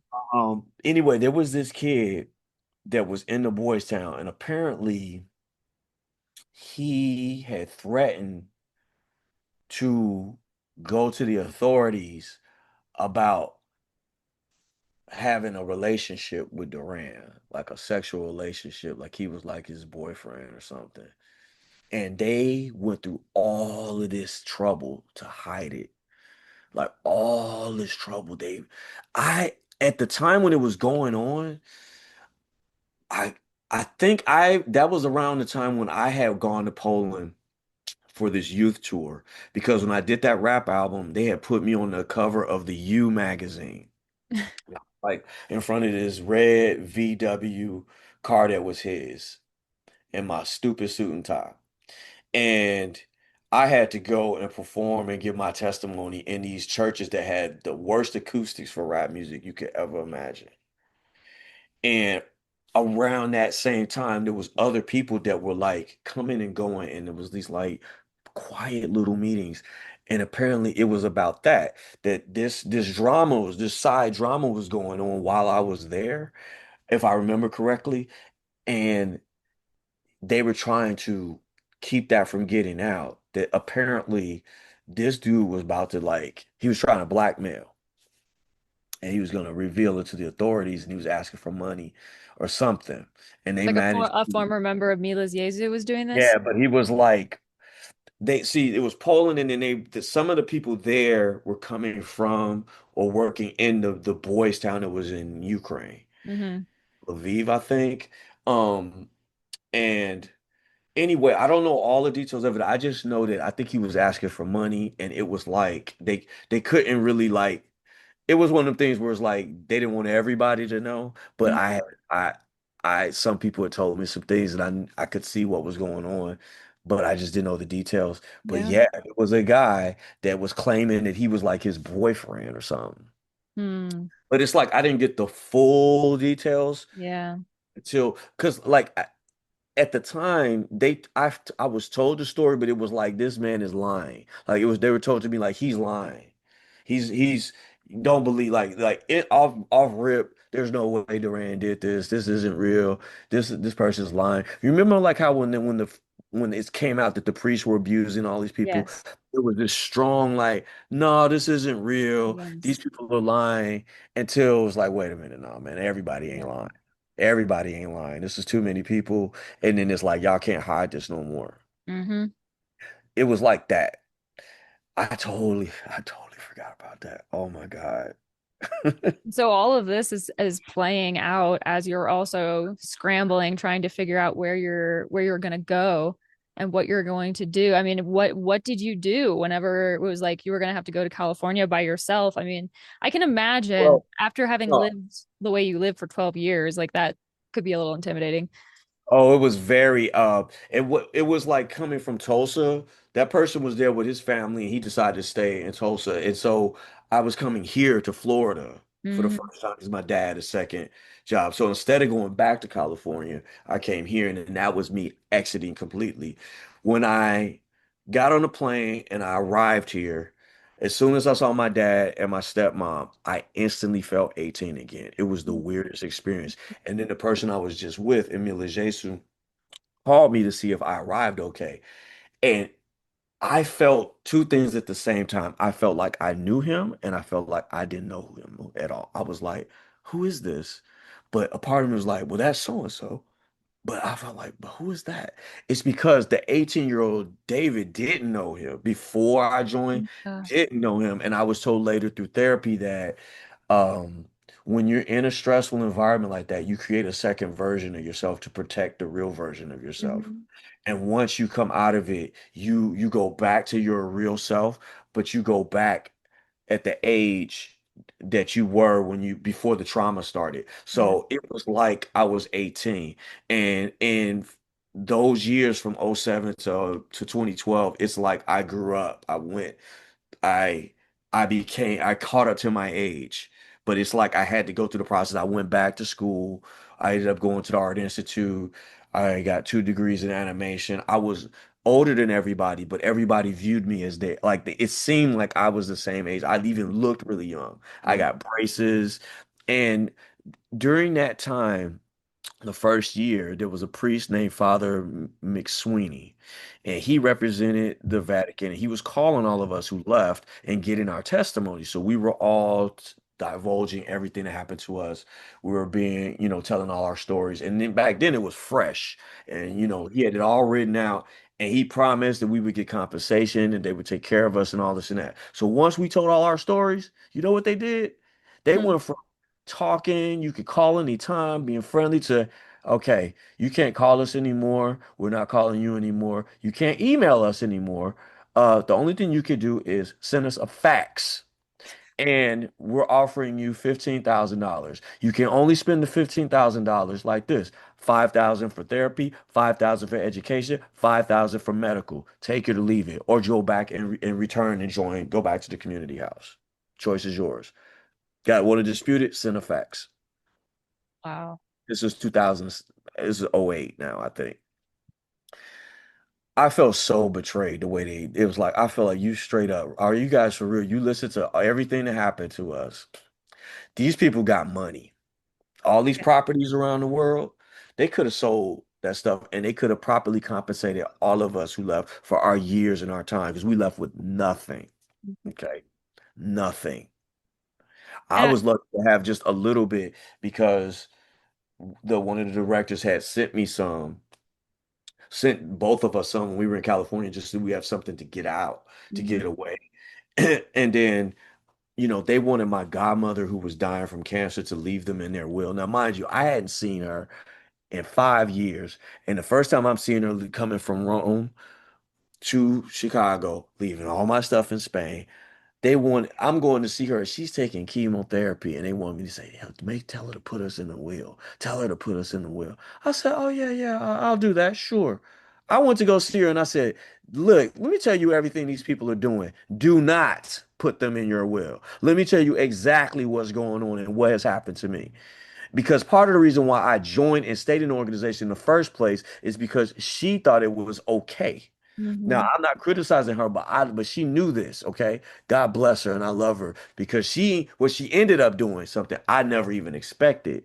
And she ended up leaving me in her will. Oh, And then her daughter, rest in peace, a year later, she took her own life. wow. I think because she had originally, before they even met me, before I become Catholic, her daughter had met Mila Jesu and was part of them for a little while. And for some reason, it didn't work out and she left. And I'm not fully sure why. I kind of have a hunch, but like, I just don't want to. Well, Yeah. her name, there's no names involved, so like, it was something to do. I think she had some guilt for an abortion. I think that's what it was. Mhm. She had guilt for having an abortion, and it messed her up. And then Mhm. when her mom died, it's like, I think she went into some type of depression and she ended up taking her own life. And then she left me someone. And I was just like, I hadn't asked for any of this. Mhm. But so I was able to use some of that to pay off school to help me get straight. But like because she had been part of them and then left, when I had originally met them, and remember I met them at the retreat, she paid for me when I graduated high school. I asked her, I said, is this an okay, legit organization? At first she said no. Then later on she said, well, I think it's okay. And I'm not really sure. I think she said no because of her daughter the first time. Then maybe she thought it was more on her daughter why she didn't stay and not on them. Right. And so she thought, well, maybe it was be okay for me. But then when I started telling her years later, like what was going on, she believed me 100%. But she never told me what she was going to do. I just said, don't leave them. Do not do that because they're just going to waste your money. And I don't, I Is was like, that is that something that they would commonly do? Ask members with dying family members to see if they would leave? Yeah, yeah. "Yep." And I have to imagine when all of this was falling apart and they offer you the pittance that they were going to offer you, there were probably people I'm assuming who left who had spent even longer amounts of time in Oh, Malaysia than you, so they had even less 20 time to try years. to start over. 20 years, 25 years. Oh yeah. Like I was on the low end. I was on the low end. And I that's part of the reason why I was already going to leave, even if things weren't falling apart, like all of that stuff got sent to the Vatican. I just would have left without knowing that they were wrong on so many things. Because there were people that had left before this. And Sure. like one guy, I'm talked to here and there. I know it messed him up for years until like everything hit the fan and I left and I reconnected with him and then I told him what happened because he had been living in this he had left and then he came back then he left again and he was gay and he struggled. And I think that a lot of them who never got the chance to hear how messed up what they were teaching us was that even the church just to made them change their constitutions and everything. They aren't the same the way they were before. However, I do think that a lot of those same general government members are still there, and old habits die hard. You know what I mean? Yeah, because So the I believe, organization is still in existence, right? From what I understand. I mean, I just saw something, I think yeah, uh maybe not even a year old. They're trying to raise money to expand their chapel or whatever in Arizona. in Um Phoenix, so yeah. I so heard something about that. Yeah, they had a school that they were trying to do there. They had a 18, 19 acres citrus grove that I've checked on Google Maps here and there throughout the years, and it's just like all those trees are dead, damn near.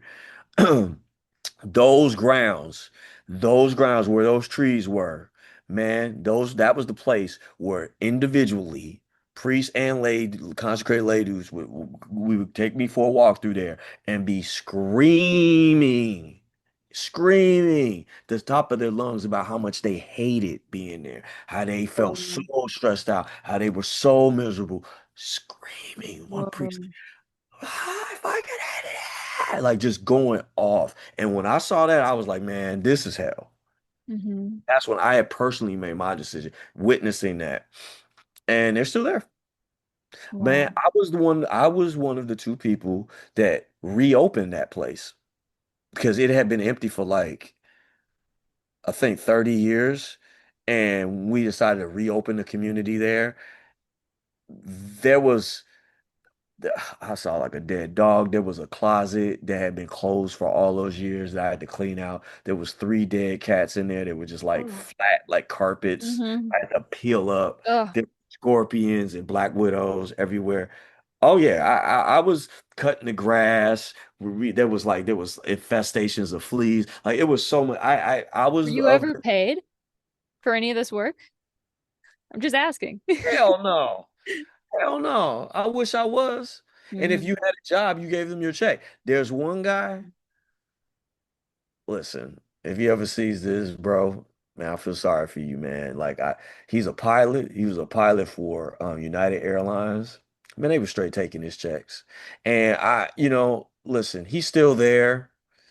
I know he had got married and got divorced. I really liked him. He was a really friendly guy, really nice guy, but they was using him for his money.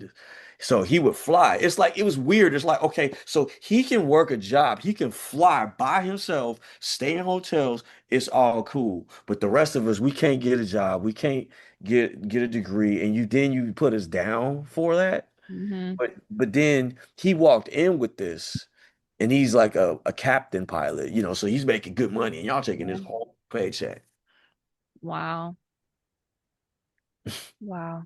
At one point, I was like, I think when he joined, I was still young. I was still a teen. I was 19 maybe, because it was funny that they made me the house director, but like here I got this like 40-something-year-old man in here. I'm supposed to be telling him what to do. That was stupid. Yeah. That was stupid. So Man, after you left, did you end up you mentioned that you've been in touch with a couple of former members, but how long did it take you to start? Did you ever like reconnect with people after who had also left, or is it kind of just well, all in the past? the guy that I left California with, the one who I stuck with, Yeah. and he left with me, in Tulsa. I mean, I just talked to him today. He sent me a text today. I was the best man at his first wedding. We're still cool. We're still good friends. It's kind of like strange because some of the guys are still very Catholic. Hmm.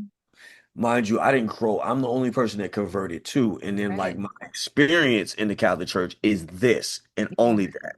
Yeah. And outside of that, I mean, I try to continue going to church and stuff here when I first came here, and I went to the Courage meetings that Mhm. were for gay Catholics. I said, let me try this. And let me just tell you how that went. I Yeah. went to a couple meetings. First of all, it was only two people at these meetings. The dude who was running the meetings and the dude who I don't even think was Catholic, but he just wanted somewhere to go to talk. And Hmm. I asked him in one of the meetings, I said, okay, should I get married? Should I date a woman? And then they both answered at the same time. One said yes and one said no. The person who said no was the guy who wasn't running the organization. And I looked at him because to me, he felt like he was being the most honest. And I Being said, why did you authentic. say yeah, he was being authentic, right? And I said, "Why did you say no?" And he said, "Because if I knew that I was gay, I wouldn't put my wife through this." Which was the whole Mhm. reason why I broke up with my girlfriend Yeah. my junior year in high school because I realized this. And meanwhile, the other guy would say yes. This man was going every week saying like this. He would close his eyes. He would go, okay, this week I didn't look at a man's crotch, you know. And he was so effeminate, and I was just like, yo, this is what? And then Hmm. whenever I really needed to talk about something and I would reach out to him, it would be crickets. Hmm. Years later, I think I came to understand why. I believe that he might have been attracted to me, and I just was like oblivious to it because my now ex-husband, but I've since remarried. Um, we went to have lunch somewhere, and we sat down. There was a group of people, couples, a man and woman at a table that was like across from us. And I like glanced over, and there was a guy sitting there, and he was just straight checking me, checking. Hmm. He was looking. Hmm. It was like uncomfortable. Like I Hmm. when you guys say Yes. guys make you like, let me tell you something. If you gay guys will do that to you too. Hmm. And it's like not everybody's like with that. I don't Right.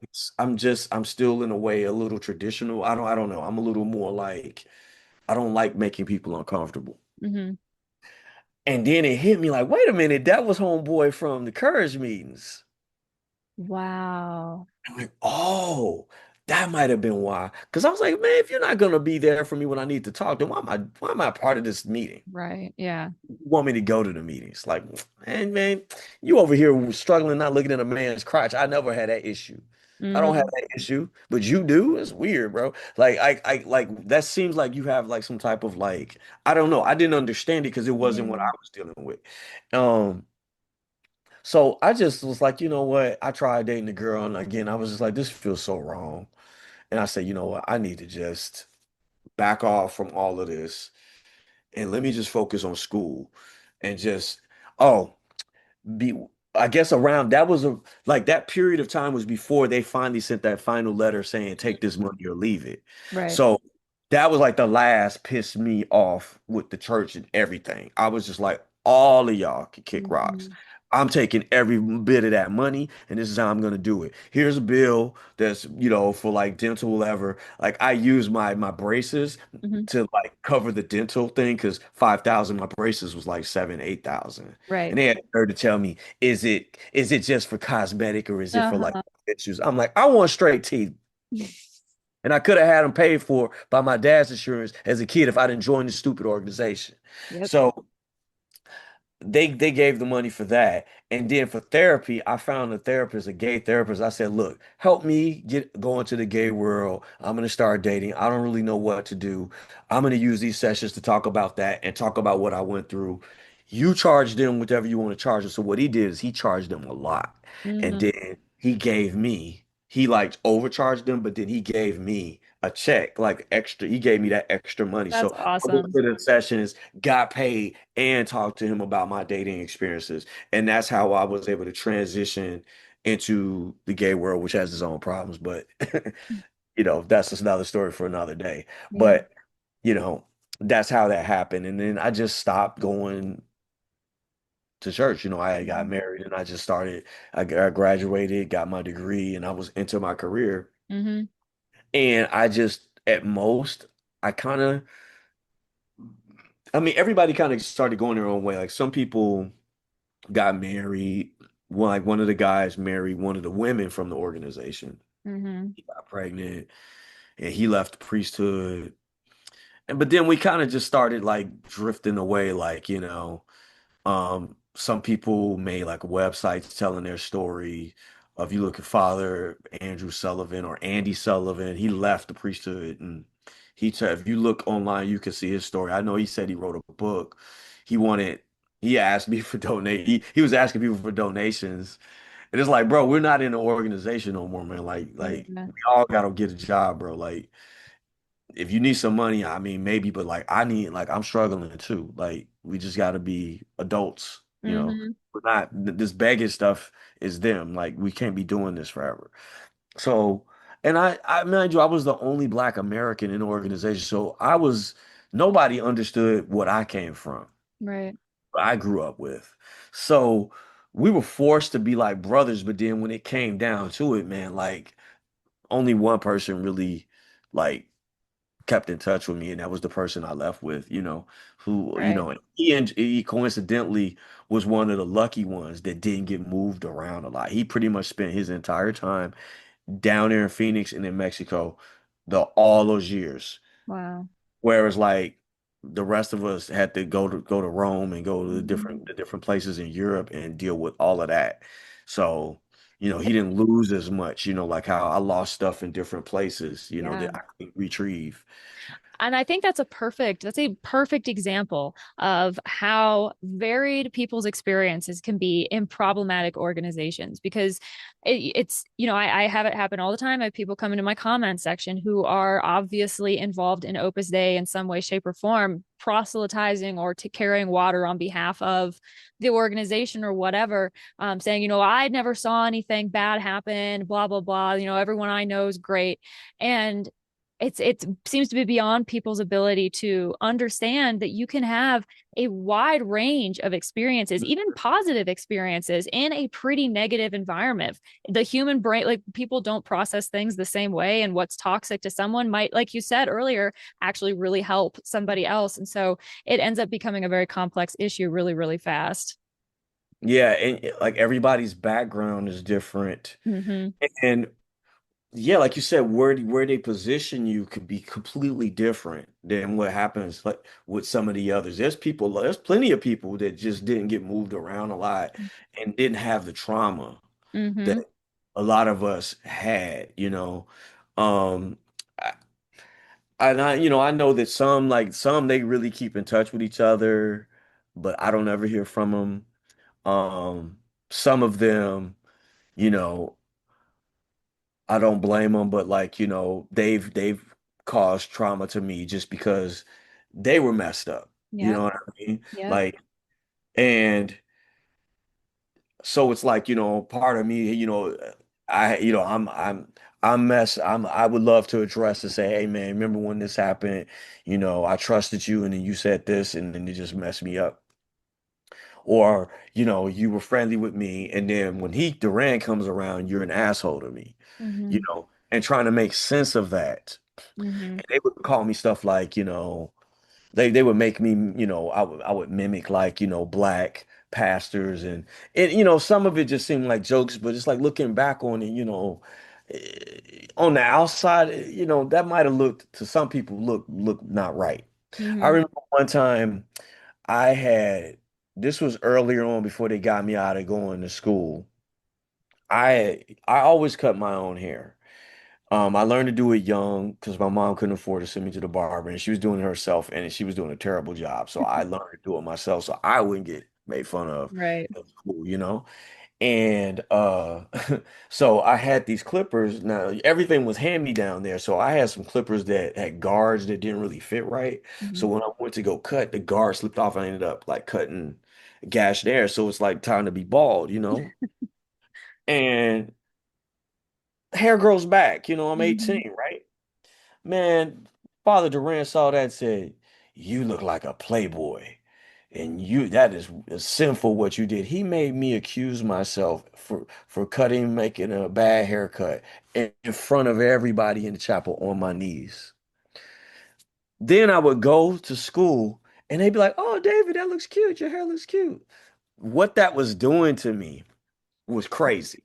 Yeah. I didn't know how to process how I was being so harshly like accused of being like doing something wrong because I messed up and I to shave my hair off that's gonna Mhm. grow back. Meanwhile, at school they're saying it looks fine. Right. It was weird.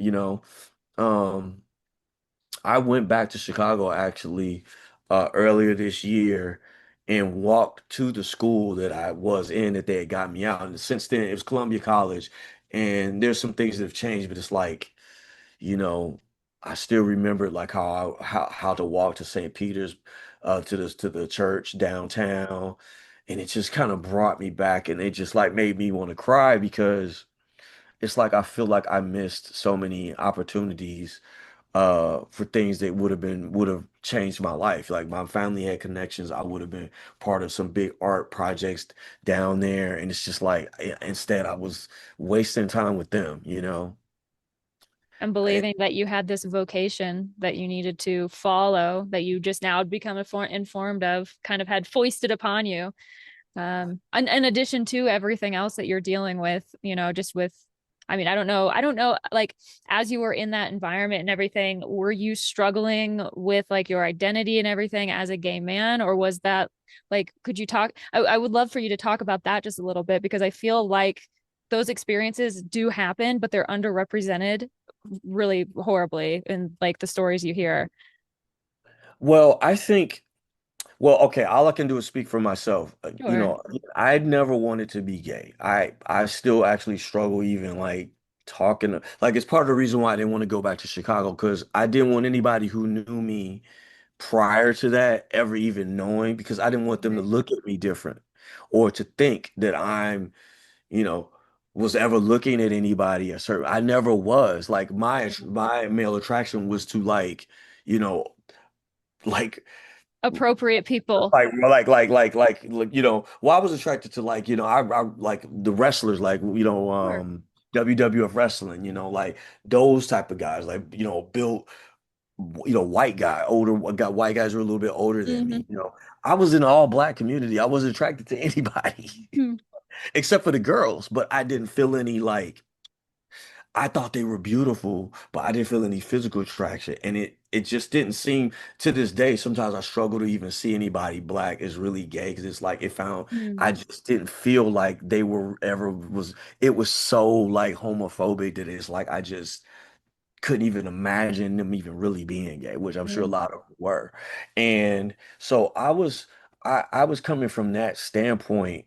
And I think that kind of kept anybody from really like trying anything with me. Um, but I just didn't really want to talk about it too much, because I always was afraid of somebody like, oh, are you looking at me or because I wasn't, Mhm. Of you know. I course, yeah. there was maybe like one priest or something. If he took his shirt off, I would start to feel something and I'd be like, okay, I would go into the other room. But that's about it. Like it would never go anywhere else. But I would imagine for somebody who had a different who are attracted to men in a more open way, like people closer to their age, stuff like that. Those guys would probably have more trouble because you're in a dormitory with other men, Hmm. and you're getting ready in the morning, you're showering. I'm sure for them it's a lot harder. Like I didn't have that problem because I wasn't actually attracted to those types. You know what I Hmm. mean?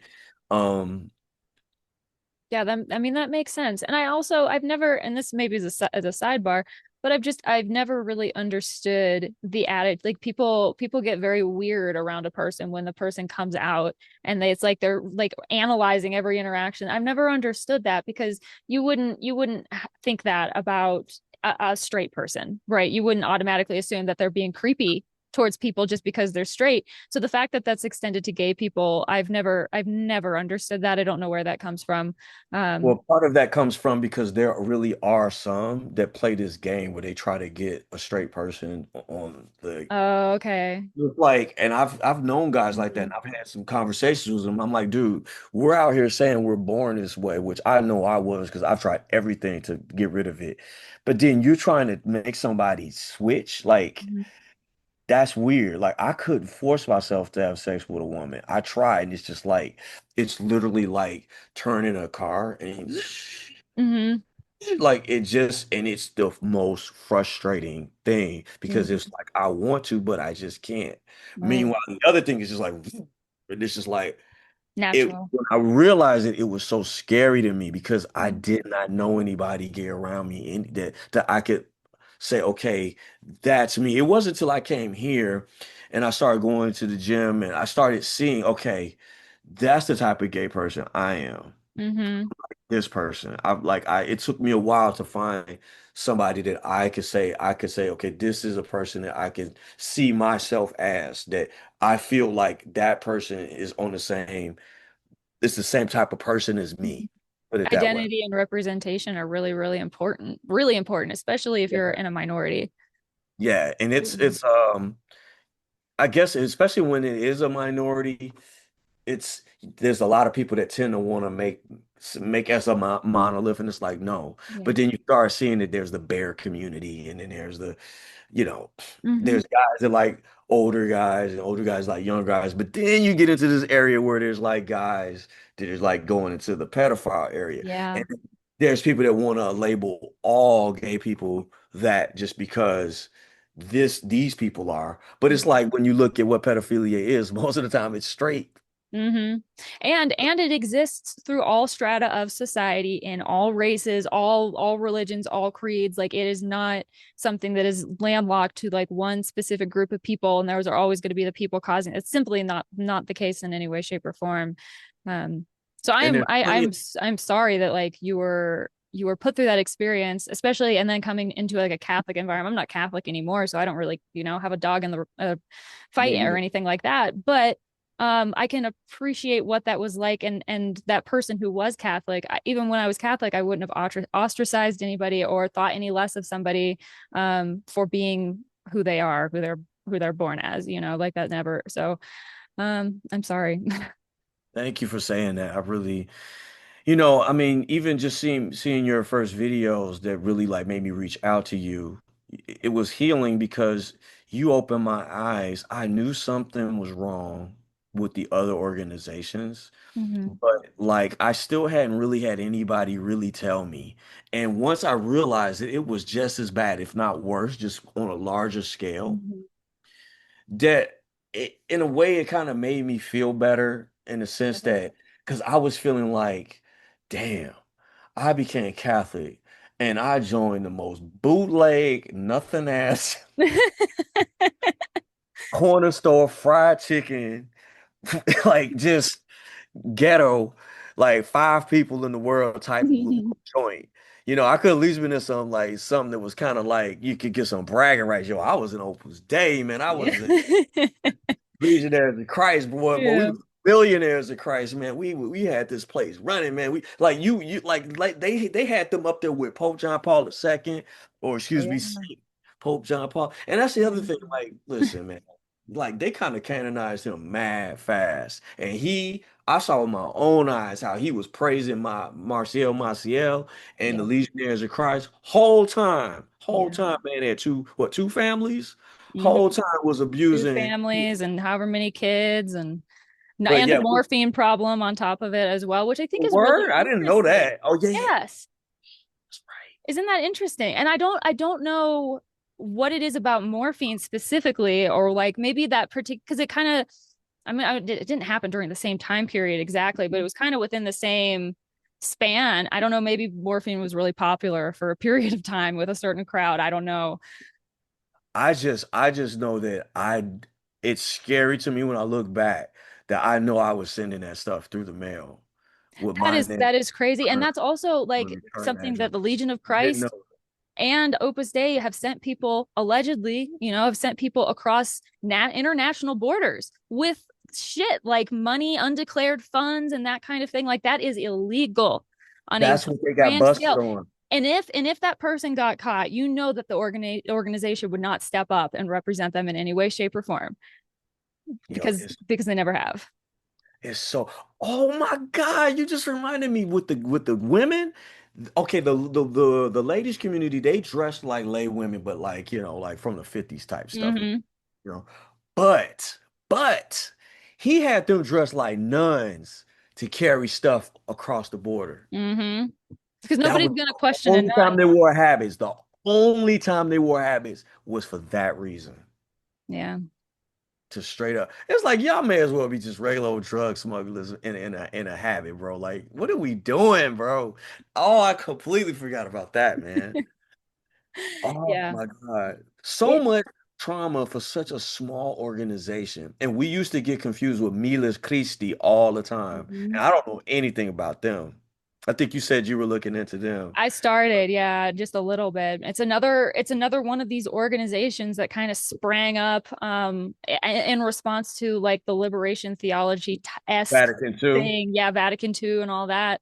Kind of like a conservative knee-jerk reaction, if you will. And it's interesting because a lot of these groups, at least Opus Dei and the Legionaries of Christ, they're kind of the biggest baddies. They've continued to kind of be able to do what they want because for one thing, the relationship between these organizations and the Vatican is very complicated. It's very enmeshed. There's political interests at play, financial interests. Like it's not a simple religious environment. And in truth, all of this stuff with the Catholic Church and its very confusing, problematic history and these organizations, it all started to make a lot more sense to me when I started looking at the church as a government instead of as a religious entity. And it makes a lot more sense for a government, particularly a corrupt one, to be doing the kinds of things that you see people who are attached to these organizations doing. I don't know where the conversation goes from there if you accept that that is the case, especially if you're like a Catholic. I don't know what you do with that, but Well, like I said, so a lot because I don't I was the only Catholic in my family, So it's like I came back to people that weren't going to mass and all of mm, this stuff. Whereas like those guys went back to their families where people still went to mass and stuff. So that also kind of ostracized me from the guys when we right. all separated. Not only the gay thing, but that as well, Mm-hmm. So I just accepted it because it's just like, I have to be with my people and I have to reconnect with my family, and it just is what it is. But it's very interesting. I saw like when we would do the Path to Rome conferences, I got a glimpse of like how some of the Vatican leaders run things, how they Mm-hmm. can be. And man, when I tell you you would have to pay them a stipend. You have to pay for their flight. You'd have to pay for their hotel. The hotel better be 5 star. Oh, and they got green light on all room service. Mm-hmm. Oh, and make sure you kiss their ring when you see them. And you got to drive them everywhere they want to go. So it's just like how can I get this hookup? Yeah. I remember when Pope John Paul II went to New York for the first time, we went over there to like go and pass out flyers and stuff for our thing. And we stayed at the seminary there.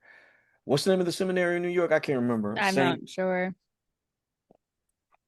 anyway, Saint James. I don't know something. Anyway, this was my first glimpse of like something's not right. The seminarians that were there, first of all, the breakfast, the lunch, and the dinner. I mean, the smorgasbord was just Hmm. like next level. Like y'all must be million. Like the food, it was any and everything you wanted and plentiful all the time. Number one, Interesting. that was number one. Number two, the guys that were studying for the priesthood, they were saying stuff like, "Yeah, man, I can't wait. I'm gonna get me a parish in a rich community. I want to have two summer homes and this type of car." I was like, "Oh Wow. no, not y'all ladder climbing already from the seminary." Oh no, and they were openly talking about this. Had Hmm. the little meditation room, little quiet room. Dude's talking about I'm gonna go back home and go hang out with the guys and drink and Hmm. their thing and then come back. I was just like, so that made organization like mine seem like it was so necessary because we were so orthodox. We weren't like that. Uh-huh. These are the new next priests. And I'm pretty sure some of those dudes ended up being guys caught by the Boston Globe on some of that weird stuff, with Hmm. molesting kids. I'm pretty sure because man, they had no scruples. And I it just disgusted me that you're straight up saying you're already planning, man, I want to be in a rich parish. What's a rich parish? And in a summer house? Hmm. What? After taking vows of poverty, chastity, and obedience, yeah. I was shocked. And it was like normal to them. It's been many years ago now.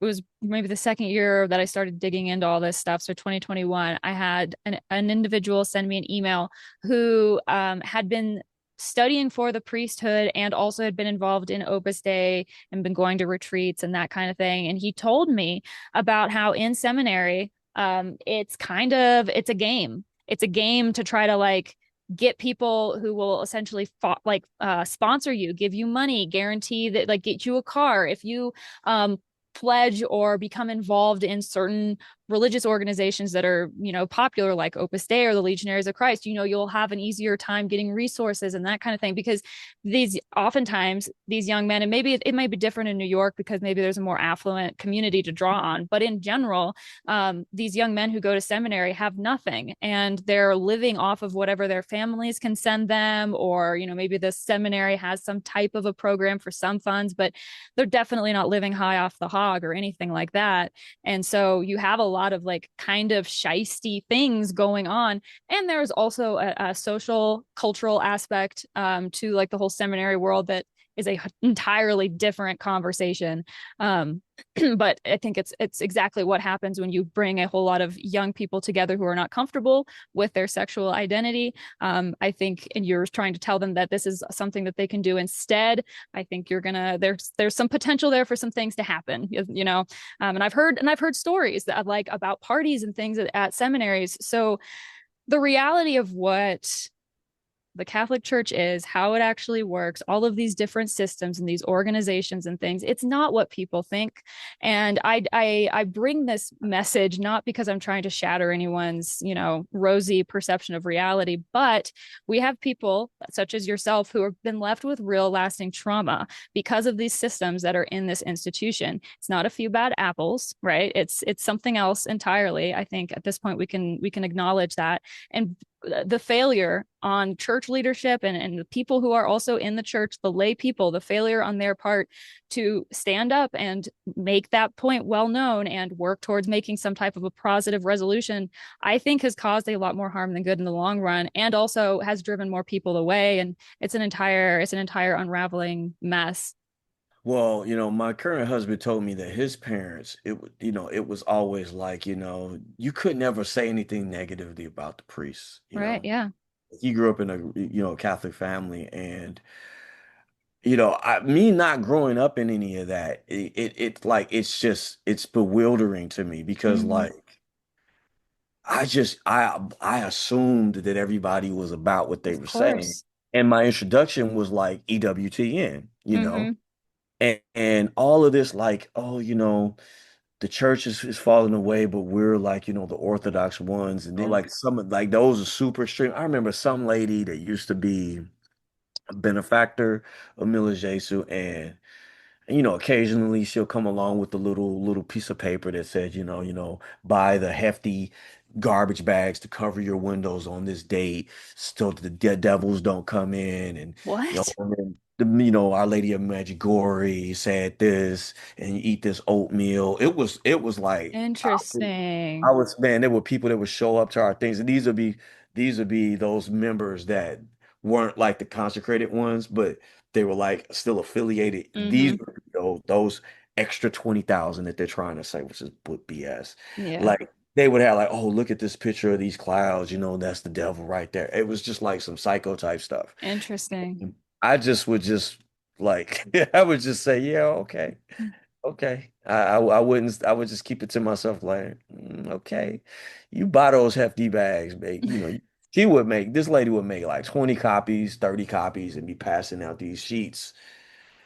Oh my God, there was a tortilla or something that had supposedly had Jesus's face or Mary's face on it. Yeah. There's been toast, slices of toast, and Yeah, that was going yeah. around. Yeah.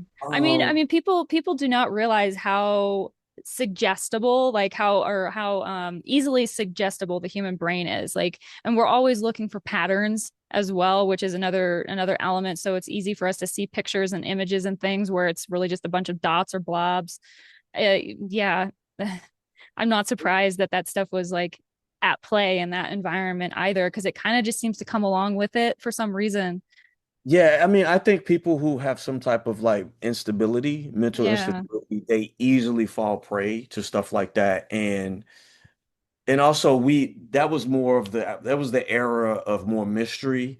But now Mm-hmm. we're in the time where you got AI, and I think I told you earlier today at work, because I'm the art director of the company. I have to work with AI to Mm-hmm. create things. So like my eye is trained to see like, man, all these people with the fake Instagram You pictures can and see it from a mile fake. away. Like I know what you did. I see how you, because I've been asked to touch up people's photos and stuff. Like I Mm-hmm. know how to do all of that. And so I'm able to see through stuff that even my family sends me and they believe it.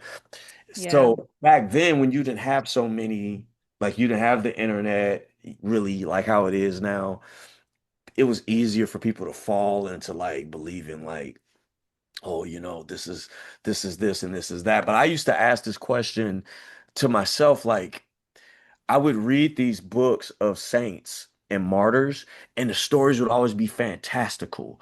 Oh Yeah. man, bilocated and they're over here and they're levitating there and they're healing. And I'm like, all right, but now we all got cameras and stuff. Like, Where is it at? where is all of that?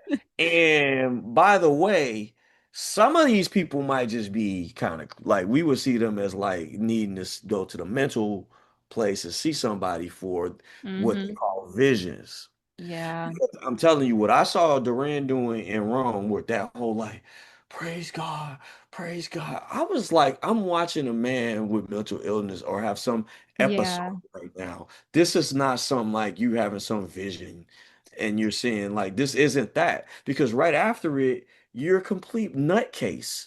You're saying weird stuff. You're acting like a complete asshole There's to no us. consistency.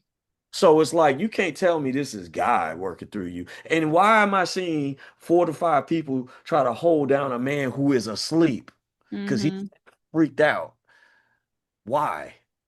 And why is it that this is the other thing about Rome there in that house? When it was getting so stressful for me, I asked like one of the guys privately, I'm like, yo, could we go get a beer? It would really help me to feel Yeah. better. I was like, can we just go out? And he was like, oh, wait, hold on for a second. Pulled a 40 ounce out the wall. I was like, well, hold on. He's like, oh, you need some Vicodin, you need some pills. We got. I'm like, wait. We don't got to go to we don't got to go to the pharmacy. You don't need to push. They was Right. pulling that stuff out the walls because they was keeping it on deck because that's how crazy it was there. Oh, Mm-hmm. man, if you heard on the intercom your name come to father's apartment, man, your heart just dropped to your stomach. It was just like, oh. Everybody was on edge there, man. It was terrible. It was so toxic. It was so toxic. I would be so happy when they would be like, Dave, today you're on errands to go run errands with so and so, and I would get to leave the house. Yeah. And then I would be like, as it got closer to go back, I'm like, do we have to go to night prayers? Can we just stay out a little bit longer? Because if you go to night prayers, he's gonna be sitting in there in the back, staring, looking at somebody to cuss out in Mm-hmm. in the Mm-hmm. chapel. And this was always just these private masses, just us there. Wow. Man, some of the stuff I had not even like I'm getting all these backflash. I still kind of see Mm-hmm. the room. I see the ends, could smell the incense, and I could feel the just like it was like this man had a cloud of like anger and bitterness and hatred Mm-hmm. around him. He was just I could not I hated to be around that man, but then you had to pretend like you loved him. So weird. Yeah, yeah. Look like cult of personality that gets built up around these founders. And it's relatively common, you know? I mean, it's not, I mean, it happened in the Legionaries of Christ. I and many people believe it happened in Opus Dei. There's another religious organization that was just suppressed. It was suppressed by Pope Francis before he passed away back in April. It was called the Sodalitium Christianae Vitae.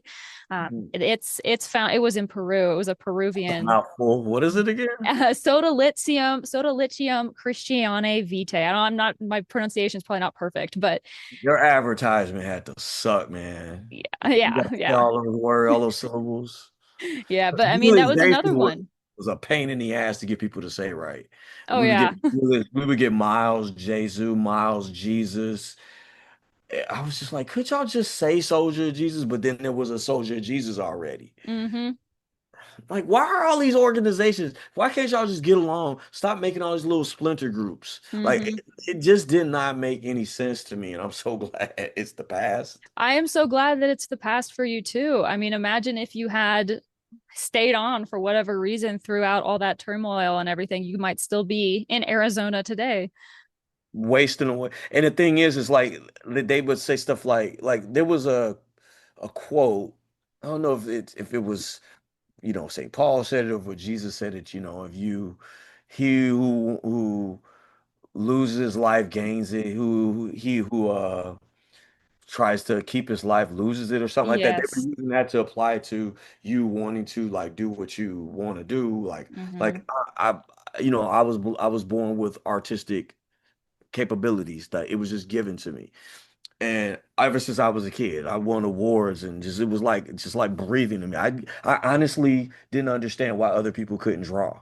Mm-hmm. And when I met like kids who could really draw, those kids would be a little weird, but like gods with their pencil. And, Yeah.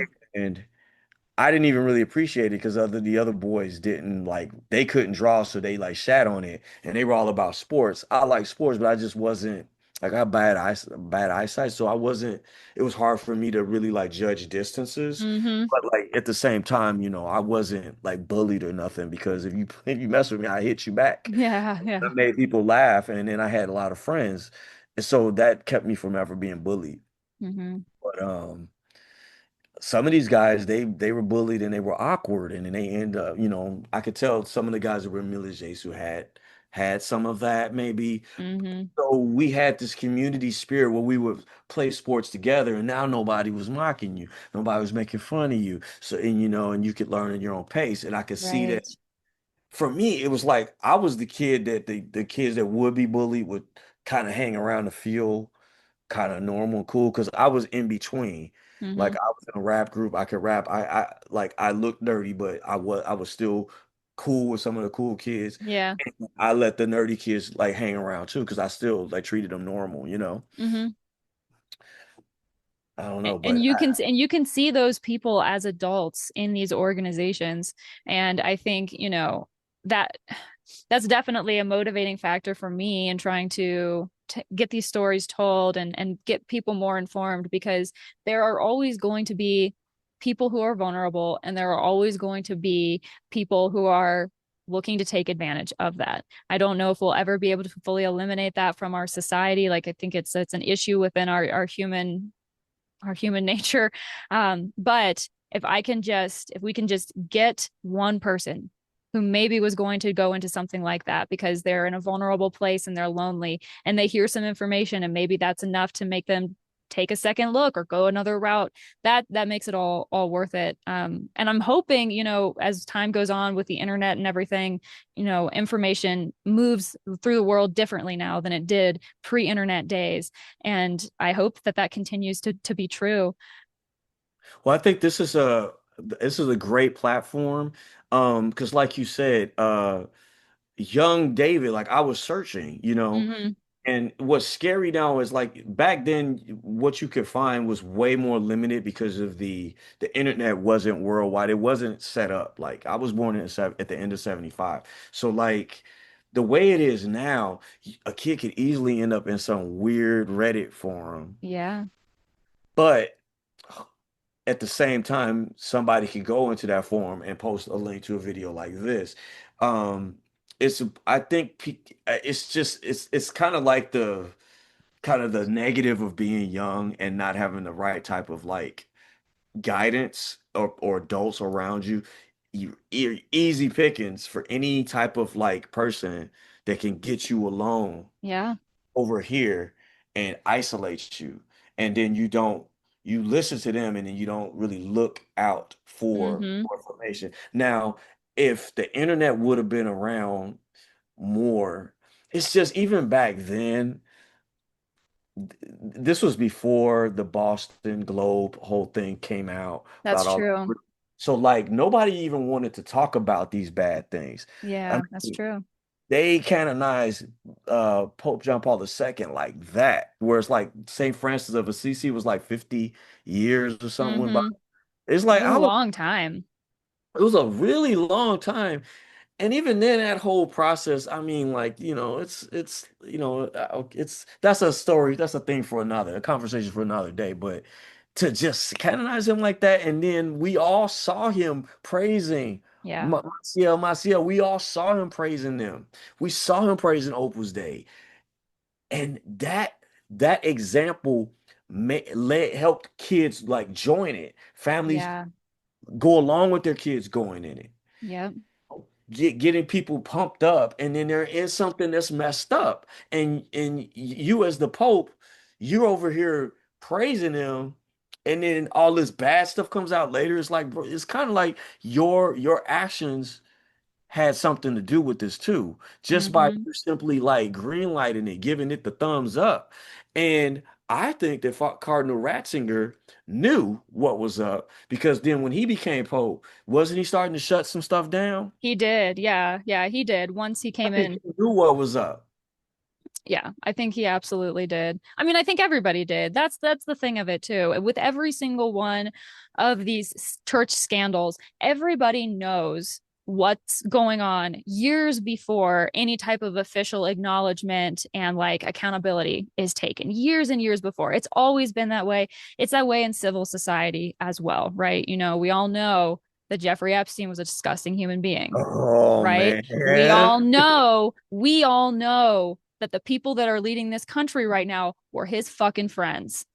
Oh yeah. Oh So yeah. like, Woo! I would love to like do a whole separate thing with you on this stuff because that right there, it's like I've had conversations with my husband about this. It's just like, we're entering into an age of the have and have nots. It's no longer yes, like class. yes, It's now about who got it and who doesn't have it. This middle class is almost gone. it We're is. lucky enough that together, like we should be really doing pretty good with what I make and what he makes together. But it's like, yo, it's like pinching us. Yeah, I'm like, yo, what the fuck? We're making so much money. And the people that are making like, real minimum wage, bro, this it's not. It ain't it's though these unreal. prices. Like we're lucky we bought this right before the pandemic, right before the prices started skyrocketing. And then Mm-hmm. HOA fees is just it's like the prices of everything is just stupid and stuff Yeah. is poorly made. Like you spend all this money and then it got the nerve to like not last and be poorly made. My husband and I have had many conversations about that. We travel a lot. It's pretty much what we do. And back and forth across the United States, we've driven back and forth across many times now. And so I've gotten the chance to see a lot of small American towns. And I've told my husband, I feel like, my generation, Gen Z, Gen Alpha, we are inheriting a corpse. This country is no longer alive. It's dead in a ditch. We're carrying on a charade, trying to pretend like everything's fine. We're in denial about the fact that we're in a recession. Nobody wants to address the elephant in the room. Um, yeah, and actually, I have a good friend of mine. He's a very well-educated gentleman, and from Brazil, and he was telling me that he thinks within the next 50 years we're going to see a like wide-ranging institutional collapse. All of the institutions that are like, tried and true, been staples of our cornerstones of our communities for since we were very young, our parents were children themselves, they're going to start falling apart because there's nothing left for anyone coming in. And we've all been sold these lies about the world Mhm. that we live in, the country, the ideals of the country that we live in, the ideals of this religion that we were raised in. All of these different things have turned out to be false. And also, we're used to hurt people, and people are no longer interested in participating. And he said he thinks that within the next 50 years, like everything's going to fall apart. And I see that happening.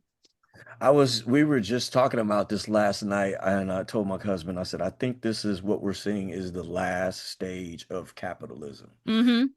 where, okay, you work for it, you should be able to get, if you're successful and you make millions, then you earned it, right? But Right. so at some point though, when does it stop? Because if you can position yourself in a way that where now everything's funneling your way, and now you can't be stopped. Now you're basically like Epstein. Now you're Jeff Bezos. Now you think that the whole city of Venice, where is it, to shut their city down for your wedding, and they're supposed to be happy Or about that. Paris. I think And it was it's like, Paris. or Paris, and it's like these people are like, look, you're just Jeff Bezos to us. You're not the king. You're not our leader. You're this rich dude. So like, why the hell should we care? And then on top of it, it's not like you're inviting all of us to your wedding, like we want to Right. go. You're still making that private, but you're shutting down our whole damn town. Mm-hmm. You're just flaunting your wealth, and then on the flip side, people that work for the company you start are there's all these horror stories. Right. Yeah. Well, as far as your Miles Yezu experience and everything goes, if there's anyone who's watching this now who is a young person and considering maybe they have somebody from a group like this talking in their ear, Opus Dei, or even Miles Yezu or some other group, do you have any words of wisdom for someone? Or like if you could go back in time and give yourself at 18 some words of wisdom, what do you think they would be? It would be to listen to listen to your parents and just and stay in school and just stay in that direction. Just go to if you want to be religious, go to, meetings, but don't join an organization. Mm-hmm. Stay where people know you and love you. You don't have to be there with them to serve God and to learn about God. They're going to tell you that they need you, that you have to be there, but you don't have to be there. God is not demanding you to be there. Okay, they are manipulating you to be there so that they can use you to get other people and use you to run their organization, because a lot of them are kind of stuck, especially the older ones. They're stuck in there. Mm-hmm. Okay, and these organizations are cut themselves off from the world. So a lot of times they don't even know what's even going on really in the real world. It's like an escape from the real world, but Right. entering into a smaller world where you can be abused and Mm-hmm. you really aren't protected. And just don't listen to that. Stay where you are loved. Now, if you don't have a loving family home, then go live on your own if you need to. Find some friends. Make sure you keep your freedom. Don't go live with them. Mm-hmm. Don't go do it. Don't go do it. And research. Research their history, research everything. Don't trust what everybody says. Everybody that's claiming God is not out here all honest. Mm-hmm. Most of the time they're not. Unfortunately, that's the case. And they say the age of information. Yes, in a sense that you can find out the dirt on a lot of these groups. And I know it seems like you have a friendship with some people in there and you connect with them. They're already there. Don't put yourself in there. Don't put yourself in there. Don't do it. Do not do it because you could end up leaving with more trauma and more damage than you did joining in the first place. You can learn everything you learn about God without joining them. Stay on the outskirts of these places. Please stay on the outskirts. Do your research about this stuff with friends and keep your independence. Don't join any group that requires you to live there and give your full everything to them. Do not do that. Don't do it. Don't do it. No, none of these people are special. God did not send them. He didn't. Because if you look, was it Exium and there was so many Yep. groups. There's so many groups. It's always this person that says he's something special. He's not. And don't fall for it. Don't fall for it. It's a loop. It keeps happening the same way. Different, different color, same tactics over and over again. Don't do it. Leaving was so scary for me, but looking back on it, I'm so happy. I'm so happy I did because it's like my life was on pause the whole time and it was nothing but trauma. Yeah, I got to learn Spanish, live in other countries, learn some Polish, learn some German, but all of those memories are like tainted that it's almost like I have to go visit them as a regular free person to really experience them because I've experienced them kind of like in jail or like kind of like in a controlled prison environment. And I wasted my whole 20s doing that. Can't get it back. Don't do it. Please don't do it. It Life is worth living without being part of that. Trust me. it I think some absolutely people is. join that because they're trying to run from something else. Don't run to that. That's worse. Mm. It's way worse. Well, I thank you hope we can so stay at least one much. person. Thank you so much for having this conversation and sharing your experiences and everything. I am honored that you wanted to come on to the Deep Dive Project, and I think that this, like I said at the beginning, I think that this is a conversation that is going to touch a lot of people, because the things that you are describing, having experienced, I am very sorry to say that it's not rare, and people need to know that they're not alone in the things that they experience, and that the things that they experience are not their own fault. It's because of another thing, a separate thing from them that they have no control over, and they're not alone in those experiences. I just want to say thank you for, you haven't done anything but just saying that, saying I'm sorry to me. It does take the place of, for what they've done. Hearing Mm, it from you, it still comes to me like it applies as if they had said it. And it means a lot, it really does mean a lot. It's like I almost got teary-eyed a little bit, because I look sometimes I get mad when I look back on yeah. it like, man, I was trying, I had good intentions, I meant well and I got taken advantage of. And it's like, and then I got like treated like nothing. And then I'm just left to just deal with it. And you didn't deserve it, and it wasn't your fault, and it's not an indication of any shortcoming on your part. It's completely a reflection on the people and the institution itself. And if I could say, if all what took was just somebody saying I'm sorry, then I will spend the rest of my life apologizing to people for the sakes of the people who will never say they're sorry, because we know that these people will never apologize. Thank you. It really does mean a lot. It does. It's like I feel like something really like relieved and kind of healed just from hearing those words because I had nightmares, about being Mm. in that organization for years afterwards. And sometimes I still look back on it like, man, that wasted time and just like it makes me mad, and they just go on like, oh, well, you abandoned God. Yeah, yeah. And then I look at them and I actually feel sorry for them because they're in so deep. Them to come out now, the way the world is so changed now, Yeah. It's so hard. If you enjoyed this episode or found it helpful or informative in any way, please consider giving it a thumbs up and subscribing if you haven't already. Another big thank you to David for sharing his story and experience so candidly. If you know of someone that you think I should talk to, please feel free to send them my way. My contact information is in the description of this episode. Also, remember that details to learn more about my work, connect with me on social media, and support my endeavors are also linked down below. If you like to read, consider checking out my Substack channel called Beck Griffin and the Deep Dive Project. I've been publishing shorter articles inspired by my research and work there. Also, in addition to YouTube, you can find the Deep Dive Project on Spotify, Apple Podcasts, Rumble, and pretty much anywhere podcasts live. If you listen there, please leave a 5-star rating or a review, as it helps the Deep Dive Project reach more people. If you feel like hanging around, go check out some of the other content and playlists over on my community tab on my channel. Thank you for being here, and remember, nolite te bastardes carborandorum. Don't let the bastards drag you down.